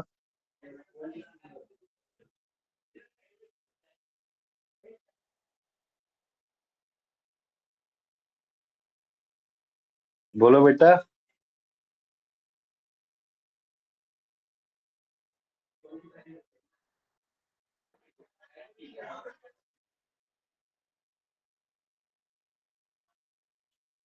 Sir I think to control. नहीं बेटा, रिस्ट्रेन यानी रोक लगा देना, अभिषेक। रोकना। रिस्ट्रेन का मतलब, हाँ, रोकना रोकना। तो बेसिकली रिस्ट्रेन का मतलब होता है रोकना। किसी हमारा को जो प्रॉपर्टी लॉ कहता है कि हम किसी के एंजॉयमेंट को रोक नहीं कर सकते हैं, ठीक है ना। अगर रोक रहे हैं तो क्या इनवैलिड है बेटा, वो आपका क्या माना जाता है? इनवैलिड माना जाता है, ठीक है ना। तो basically restrain on enjoyment of property is invalid. यहाँ पे देखो, अगर कोई लैंड ट्रांसफर किया जा रहा है एक से दूसरे प्लेस, तो बेसिकली ट्रांसफर इम्पोज नहीं कर सकता कोई सी भी कंडीशन जिसमें ट्रांसफर इंजॉय कर रहा है प्रॉपर्टी को। फॉर एग्जाम्पल, भीम ने सेल किया हाउस चुटकी को। अब एक कंडीशन डाल दी कि चुटकी बस उसमें रहेगी, तो ये क्या आपका कंडीशन इनवैलिड है। अब इसका एक्सेप्शन कुछ दे रखा है बेसिकली, जैसे कि आपका अगर कंडीशन इम्पोज किया गया ट्रांसफर, ट्रांसफर कौन है? जो प्रॉपर्टी को ट्रांसफर कर रहा है for the benefit of another property which he retains, तो सच अ कंडीशन इज वैलिड। इसमें एग्जांपल देखो, सर्किट के दो प्रॉपर्टी एक्स और वाई। अब सर्किट ने प्रॉपर्टी वाई मुन्ना को तभी दिया कि मुन्ना उसमें प्रॉपर्टी वाई में एक से ज्यादा स्टोर नहीं कर सकता, क्योंकि उसे गुड लाइट और फ्री एयर चाहिए। नहीं तो उसके राइट जो ईजमेंट है, आप देखो गुड लाइट और फ्री एयर एक तरह का ईजमेंट है, यूज करना। सो बेसिकली जो फर्स्ट पार्टी उसकी कंडीशन क्या है? सेकंड पार्टी एक स्टोरेज से ज्यादा स्टोरेज नहीं बना सकती। क्यों नहीं बना सकती? क्योंकि उसके फ्री एयर और गुड लाइट में इफेक्ट पड़ेगा। क्लियर है ना बेटा यहाँ तक?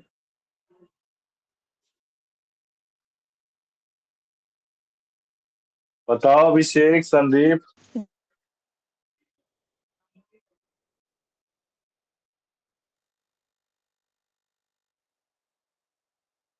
Yes sir. बोलो बेटा, क्लियर है? Yes sir. इसके बाद देखो आप, फिर आपका आता है ये सुपर, क्योंकि मैं छुड़वा नहीं रहा ना। रिस्टैंड ऑन ट्रांसफर रूल अगेंस्ट इनएलिजिबिलिटी। इनएलिजिबिलिटी का मतलब किसी को आइडिया है?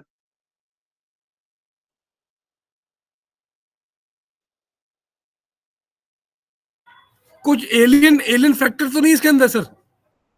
एलियन फैक्टर नहीं बेटा, जिसको एक प्रॉपर्टी दिया गया है ट्रांसफर, यानी कि मेरी इच्छा में सेल ए को कर सकता हूँ, ठीक है ना। कहने का मतलब है, अगर फर्स्ट पार्टी ने सेकंड पार्टी को गुड्स बेचा है तो सेकंड पार्टी वापस से ये फर्स्ट पार्टी को गुड्स नहीं दे सकता, ठीक है ना। उससे ये कहते हैं।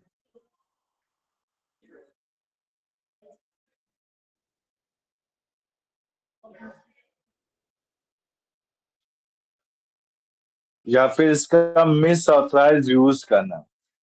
देखो, एब्सोल्यूट रिस्ट्रेंट इज इनवैलिड। अगर प्रॉपर्टी को ट्रांसफर किया जा रहा है तो ट्रांसफर से restraint absolutely form alienating the property. Alienating कहने का मतलब है, जैसे फर्स्ट पार्टी ने, इसको एग्जांपल से बताया बेटा नीचे, अभी मैं नीचे ले जा रहा हूँ, ठीक है ना। फर्स्ट पार्टी अगर सेकंड पार्टी को सेल कर रहा है तो सेकंड पार्टी वापस से सेल नहीं कर सकता किसको? फर्स्ट पार्टी को, ठीक है ना।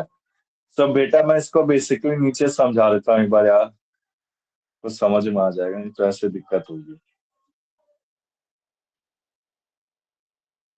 जैसे एसेंशियल एलिमेंट हमने पढ़ा, ट्रांसफर पर्सन, कन्वीनियंस, प्रॉपर्टी होना चाहिए, मूवेबल प्रॉपर्टी। मूवेबल प्रॉपर्टी में क्या क्या आता है ये सारी चीजें पढ़ लेना बेटा, ठीक है ना। अब एसेंशियल क्या क्या है हमने पढ़ लिए थे। प्रॉपर्टी जिसे ट्रांसफर, प्रॉपर्टी जिसे ट्रांसफर नहीं किया जा सकता, जैसे स्पेस सक्सेसनिस। स्पेस सक्सेसनिस कहने का मतलब है कि किसी किंग्समैन की प्रॉपर्टी को ट्रांसफर नहीं किया जा सकता। किसके पास जाएगी? गवर्नमेंट के पास जाएगी। हम री एंट्री नहीं कर सकते। ईजमेंट की प्रॉपर्टी को ट्रांसफर नहीं कर सकते। ईजमेंट यानी कि right of free light air, free light जो मुझे सन की लाइट मिल रही है, एयर मिल रही है, मैं इससे बेस थोड़ी ना सकता हूँ। इसके बाद देखो आप पब्लिक ऑफिस को भी ट्रांसफर नहीं किया जा सकता। रिवीजनल रिमाइंडर का मैंने आपको मतलब बता ही दिया था, ठीक है ना। इसमें सारे डॉक्ट्रिन ट्रांसफर सब गिवन है बेटा। वेस्टेड कंटिंजेंट कॉन्ट्रैक्ट सेक्शन के साथ दे रखा है। डॉक्ट्रिन ऑफ इलेक्शन दे रखा है। एक मिनट।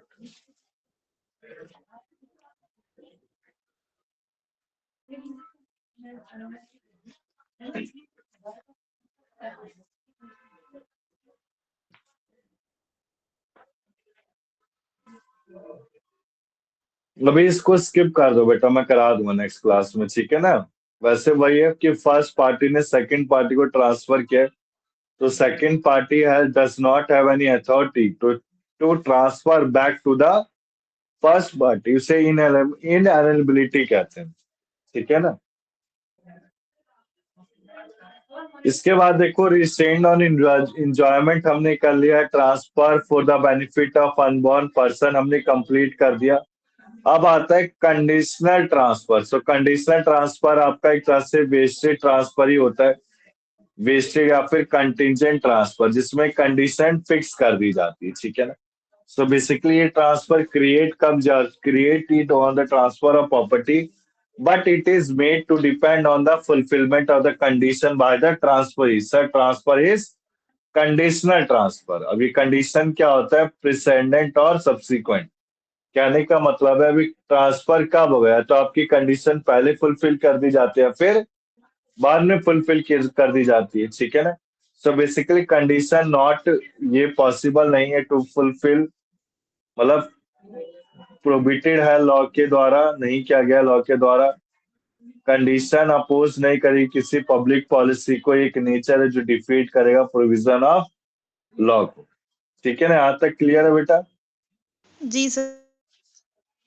बताओ अभिषेक, संदीप, आ रहा है समझ में कि बोरियत सा लग रहा है? सर आ रहा है। आ रहा है ना बेटा, ठीक है ना। तो बेसिकली देखो मैं अभी भी मैंने दो टॉपिक को होल्ड पर रखा है। तो डॉक्ट्रिन ऑफ या रूल अगेंस्ट इन एलिजिबिलिटी, और दूसरा कंडीशन प्रेसिडेंट और कंडीशन सब्सिक्वेंट, ठीक है ना। सर इसके बाद कंडीशन देखो प्रेसिडेंट को हम इनकम सर हाँ इनकम्प्लीट कहते हैं, हाँ। और सब्सिक्वेंट जो मतलब हैपनिंग पे लोग कंप्लीशन के कॉन्ट्रैक्ट बाद, खत्म हो सकता है। हाँ। तो बेसिकली इसमें डिफरेंस जो दिया गया है कंडीशन प्रेसिडेंट और कंडीशन सब्सिक्वेंट, उसका मतलब क्या है? जो कंडीशन आपकी अगर हैपन नहीं हुआ तो ट्रांसफर की दी जाएगी, यानी कि इवेंट के ना हैपन पे ट्रांसफर कर दी जाएगी। और दूसरा कंडीशन सब्सिक्वेंट कब होगा? जब आपका फुलफिलमेंट होगा, ठीक है ना, फुलफिलमेंट ऑफ टास्क होगा। इसके बाद देखो डॉक्ट्रिन ऑफ इलेक्शन आता है। डॉक्ट्रिन ऑफ इलेक्शन क्या है? इसमें देखो इलेक्शन को कैसे डिफाइन किया गया। There is a clear intention between two parties choosing the two rights. ये बेसिकली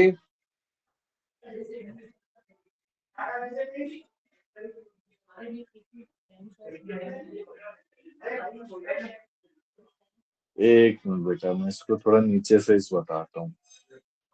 ये जो डॉक्ट्रिन है ना, इनको थोड़ा सा नीचे ही करके समझते हैं हम, क्योंकि आपको थोड़ा सा समझ में नहीं आएगा, ठीक है ना। ये पूरा एक तरह से बेयर एक्ट की लैंग्वेज छाप रखी इन्होंने। एक्यूमुलेशन,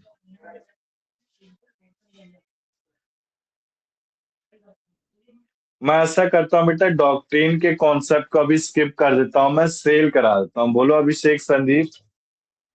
एज यू से सर, थैंक यू। ठीक है ना। डॉक्ट्रिन को मैं थोड़े और अच्छे इजी तरीके से एग्जांपल से समझाऊं, क्योंकि डॉक्ट्रिन इंपॉर्टेंट है। इसमें काफी सारे डॉक्ट्रिन है बेटा। पार्ट परफॉर्मेंस, लेस पिडेंस वाला, और अनबॉर्न चाइल्ड का हमने कर लिया, ठीक है ना। इसके बाद एक्यूमुलेशन ऑफ इनकम, ठीक। तो ये होल्डिंग आउट है, मैंने अभी डॉक्ट्रिन छोड़े हुए। अभी जो सर छोटा सा इजी सा टॉपिक है सेल कर देता हूँ मैं इससे कंप्लीट। बोलो बेटा निकिता। सर मैं ये बोल रही थी कि जो नेक्स्ट क्लास होगी ना उसमें ना ये सारे डॉक्ट्रिन एक बार रिवाइज करवा देना, हाँ हाँ मतलब पक्का जो पक्का समझ आ गए प्रॉमिस। वो भी। हाँ पक्का बेटा और पक्का। ठीक है सर। ठीक है ना।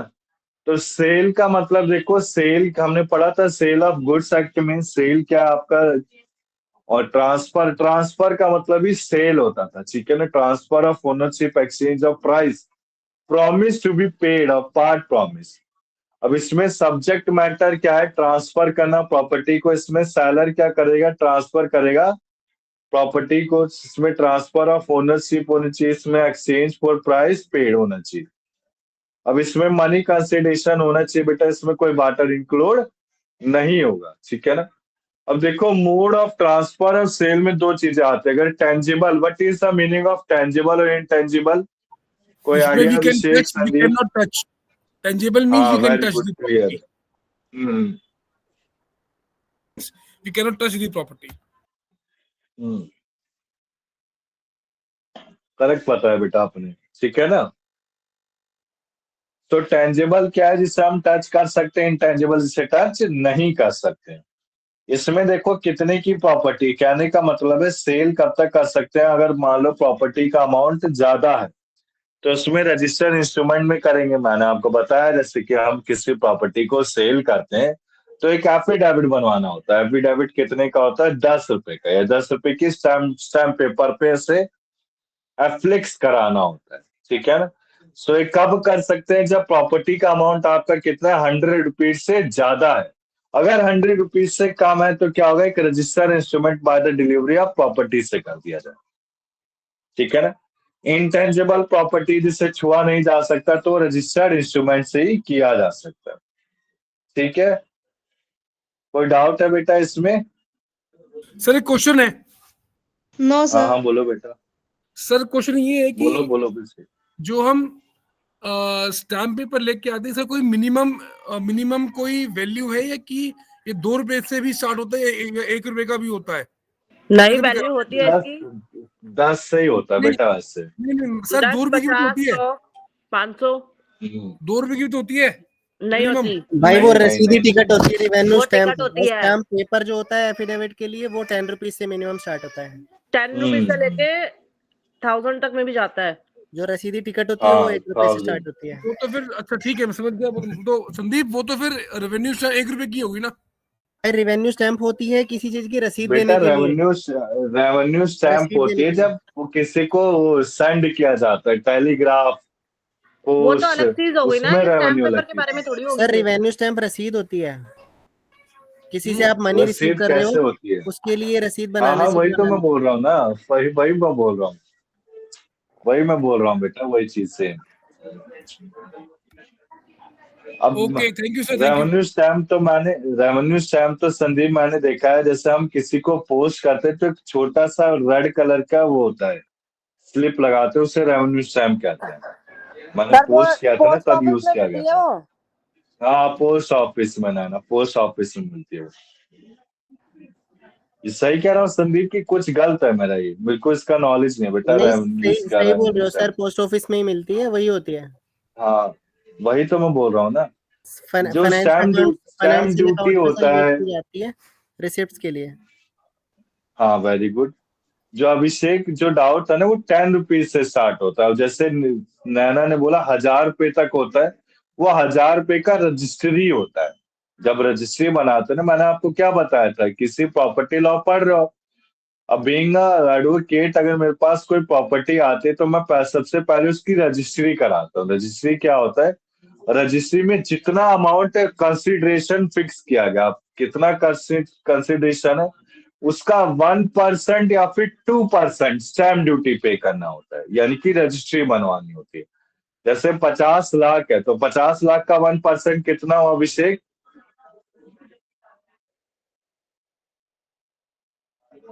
बताओ बेटा। 50 लाख की प्रॉपर्टी है तो उसमें 1 बेटा लाख हो गया सर, 1 लाख। 50,000। हाँ वही मैं बोल रहा था ना, 1 लाख, 1 लाख या 2 लाख सर की रजिस्ट्री बनवानी होती है। लोग 5% है सर लोग इसी फीमेल के लिए, और जेंट्स के नाम पे करनी है 7% है, और दोनों के नाम पे मिलके करें तो 6% है। हाँ There is so रजिस्ट्री बेटा to state. है। अब ये संदीप रजिस्ट्री की बात कर रहे हो, 5-6-7%। Yes sir. जी सर। तो- sir state to state differ भी है ये। पक्की रजिस्ट्री अच्छा होती है दिल्ली उसके का ऊपर क्या लगता है? दिल्ली का मुझे श्योर नहीं है सर, मैं हरियाणा का बता रहा हूँ। स्टेट टू स्टेट डिफर है, मोस्टली स्टेट्स में यही दिल्ली रेट है, का 5, 6, 7 दिल्ली का 4-5-6 मोस्टली यही है सर। सो बेसिकली जितने का कंसिडरेशन फिक्स होता है, फिक्स होती है प्रॉपर्टी की वैल्यू, जो आप उसका 1 और 2 बता रहे हो सर, रजिस्ट्री वो लीज बनवाया के लिए जाता है। है। कौन मैं? आप वो 2% बताए थे ना, वो लीज के लिए है सर। अब बेटा मैंने तो 2018 में करवाया था, तब तो 1-2 था, अब बदल दिया होगा, हो सकता है सर, कम मुझे हो। आगे नहीं, हो सकता है। ठीक है ना। अब इसके बाद देखो गिफ्ट हमने पढ़ ली, ये सेल हमने पढ़े, थोड़े थ्योरेटिकल कॉन्सेप्ट है, मैं एक्सचेंज करा देता हूँ। ठीक है ना। एक्सचेंज के बाद क्लास को हम खत्म करने की कोशिश करेंगे कुछ पेपर दिखा के। ठीक है ना। पेपर और कुछ बातें डिस्कशन करके, जो नेक्स्ट क्लास में हम करेंगे। अब देखो एक्सचेंज में क्या होता है, बेसिकली 2% म्यूचुअली ट्रांसफर करते हैं अपनी ओनरशिप एक थिंग के लिए दूसरे थिंग के लिए। ठीक है ना। एक फर्स्ट से सेकंड जाने के लिए। अब इसमें एसेंशियल क्या क्या है? सबसे पहले जो पर्सन एक्सचेंज कर रहा है कॉन्ट्रैक्ट को कॉम्पिटेंट होना चाहिए साइन करने के लिए। एक म्यूचुअल कंसेंट होना चाहिए, कोई भी पार्टी बस मनी नहीं पे करे। ठीक है ना। उसके साथ गुड्स को ले तो उसको एक्सचेंज कहा जाता है। एक म्यूचुअल ट्रांसफर होना चाहिए ओनरशिप का, थिंग्स और इंटरेस्ट का, जो कि आइडेंटिकल ना हो। ठीक है। बताओ बेटा, इसमें डाउट है किसी को?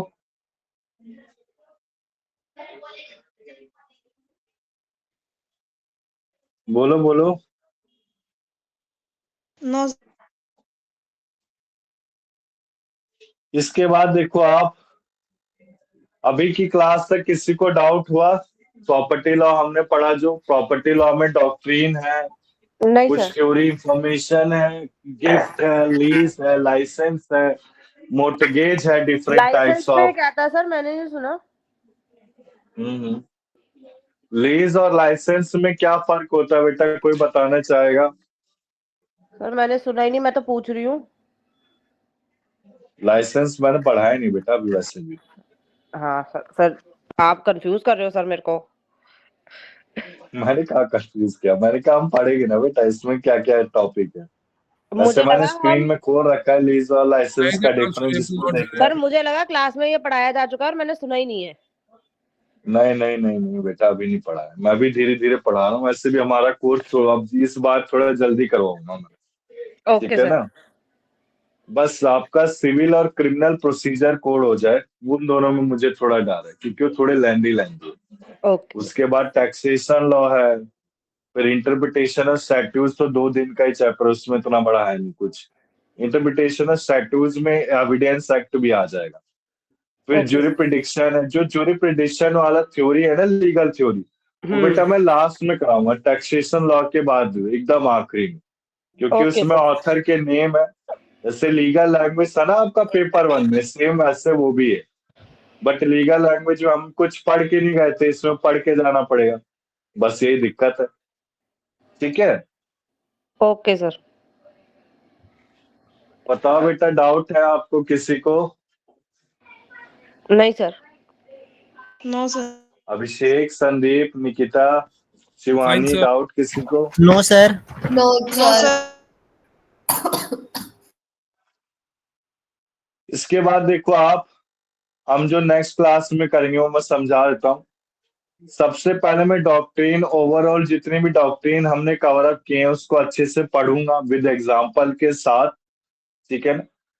इसके बाद हम स्टार्ट करेंगे गिफ्ट, लीज, लाइसेंस, मोर्टगेज। ठीक है ना। देखो आप, गिफ्ट, लीज, लाइसेंस और लास्ट में मोर्टगेज। कितनी तरह की मोर्टगेज है? वैसे 6 तरह की मोर्टगेज।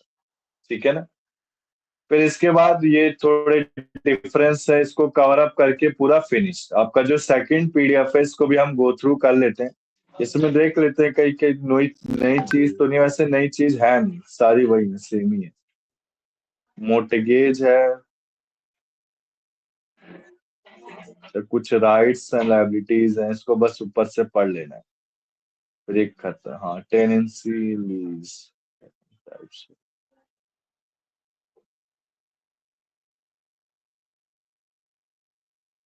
फिर बेटा आपका ईजमेंट 60 हो जाएगा, ठीक है ना। तो ईजमेंट भी ज्यादा बड़ा नहीं है, इसमें बस हम मेन हेडिंग को करते हुए चलेंगे, ठीक है ना। इसमें भी फिर से लाइसेंस दोबारा से आ गया टॉपिक, लाइसेंस लीज काफी बार पूछा जा रहा है, ठीक है। कोई डाउट है बेटा?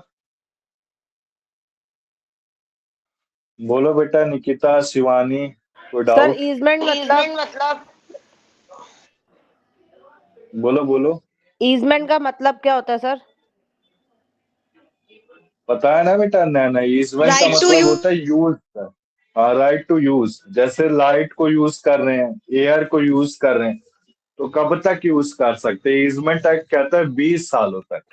ओके अगर ओके। कोई पर्सन एडवोकेट में हूँ बेटा नैना, हाँ तो जी। मुझसे कोई कहे कि आपने हमारे घर का यूज किया है अवैध रूप से, तो आपके ऊपर हम कोर्ट केस कर सकते हैं। तो हम यही बोलेंगे कि court provide the act provide only use for 20 years. 20 years के बाद में जो यूज करूंगा वो अवैध रूप से होगा, अनऑथराइज होगा, तो मैं ओके इसके ऊपर सूट फाइल कर सकता हूँ, ठीक है ना। ओके तो सर। बेटा एलएलबी सेकंड ईयर में काफी नई चीजें पढ़ेंगे। मेरी एक रिक्वेस्ट है आप सबसे कि क्लास डेली बेसिस पे लो, ठीक है ना। आज की क्लास हम जैसे ले रहे हैं, मैंने जैसे कराई मुझे पता है, तब भी मैं क्लास करा रहा हूँ किसी तरीके से, ठीक है ना। तो क्लासेस डेली बेसिस पे चलनी, डेली लेनी क्लासेस। अब जो सेकंड पेपर से स्टार्ट किया ना, हमें थोड़ा सा डिफिकल्ट पैटर्न होगा। किसी ने बेटा टैक्स के बारे में पढ़ा है अभी तक, टैक्सेशन लॉ के बारे में? संदीप, अभिषेक, कुछ ने? No sir. सर टैक्स के बारे में थोड़ा बहुत तो पढ़ रखा है मैंने। ठीक। तो देखो टैक्सेशन लॉ इस बार का जैसे जो हमें एग्जाम था ये वो भी लगती है सर, जीएसटी वगैरह लगती है, उसमें टैक्स लगता है, हम कुछ हाँ लेते हैं हाँ, उसके वेरी ऊपर गुड, लगता है हमें। तो very good, very good. I think वही है। एक्चुअली क्या, मैं टैक्स भी पढ़ाता हूँ ना, तो मेरे पास तो हैंड रिटन बढ़िया से नोट्स रखे हुए हैं, ठीक है ना। ओके तो वह नोट्स प्रोवाइड कर दूंगा, बट वो हैंड रिटन है। मैं ओके आपको जो क्लासेस में पढ़ाऊंगा वो कंप्यूटराइज नोट होंगे, ठीक है ना। बट आपको जो हेल्पफुल नोट भेजूंगा, जैसे न्यूमेरिकल क्वेश्चन, क्योंकि अभी तक मैंने पेपर देखा नहीं। पिछले एग्जाम में तो थ्योरी आई है, बट टैक्स में प्रैक्टिकल क्वेश्चन आते हैं। तो मैं कुछ ऐसे नोट्स भेजूंगा जो आप उन प्रैक्टिकल क्वेश्चन को देखोगे ना, तो खुद से भी आ जाएगा समझ में, ठीक है ना। तो बेटा मैं एक सीरीज में चलूंगा, प्रॉपर्टी लॉ हम खत्म करने के बाद क्रिमिनल, सिविल प्रोसीजर कोड, फिर इंटरप्रिटेशन ऑफ स्टैट्यूट, ऐसे चलते चलेंगे, ठीक है ना। इंटरप्रिटेशन ऑफ स्टैट्यूट के बाद ज्यूरिस्डिक्शन करेंगे, ज्यूरिस्डिक्शन के बाद टैक्सेशन लॉ, टैक्सेशन लॉ, फिर खत्म है बेटा, ठीक। ठीक है बेटा, डाउट है निकिता, शिवानी, संदीप, कोई? No sir. नो ये सर। पिछले साल का पेपर है, एक बार मैं पेपर दिखाना चाहूंगा आपको, नैना ठीक है म्यूट ना। कर लो माइक। म्यूट कर लो, म्यूट कर लो। देखो ये पिछले साल का पेपर है बेटा, ये दिखा किसी को स्क्रीन में? जी सर दिख रहा है। ये आपका उसका लीगल थ्योरी का है। तो मैं सोच रहा हूँ लीगल थ्योरी, पिछली बार भी हमने आखिरी में किया था ना लीगल थ्योरी, तो इस बार भी लीगल थ्योरी को मैं आखिरी में ही कराऊंगा, क्योंकि इसमें बेटा ऑथर के बारे में काफी कुछ पूछा है। अभी थोड़ा लर्न करना पड़ेगा अभिषेक, क्रैमिंग करनी पड़ेगी, इसमें रटना ही पड़ेगा आपको, इसके अलावा मैं और कुछ नहीं कह सकता, ठीक है ना। दिख रहा है अभिषेक? अभिषेक, संदीप, जी अभी सर। मैंने इसको पीडीएफ में कन्वर्ट नहीं किया है, ये पेजेस आए थे ना मेरे पास, तो इसको कन्वर्ट करके देखो, ये आपका पेपर 1 है। जो आपका एलएलबी सेकंड ईयर में पेपर 1 होगा, वो ज्यूरिस्प्रूडेंस होगा। ज्यूरिस्प्रूडेंस कब कराऊंगा मैं? लास्ट में, ठीक है संदीप, अभिषेक, जिससे बेटा आपको याद रहे ना ऑथर के नेम। इसको एक निमोनिक फॉर्म में लर्न करेंगे हम।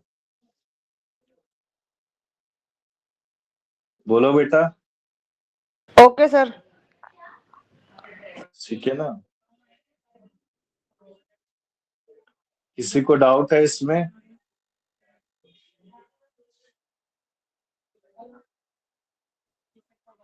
बताओ बेटा। No sir. तो आज के लिए इतना रखे हम। जी सर। ठीक है, तो आज की सर क्लास को हम एंड करते हैं। हाँ सर बोलो क्वेश्चन निकिता। पेपर भिजवा देना सेकंड कॉन्ट्रैक्ट का। हाँ टेंशन मत लो, भिजवाता हूँ। ठीक है, कुछ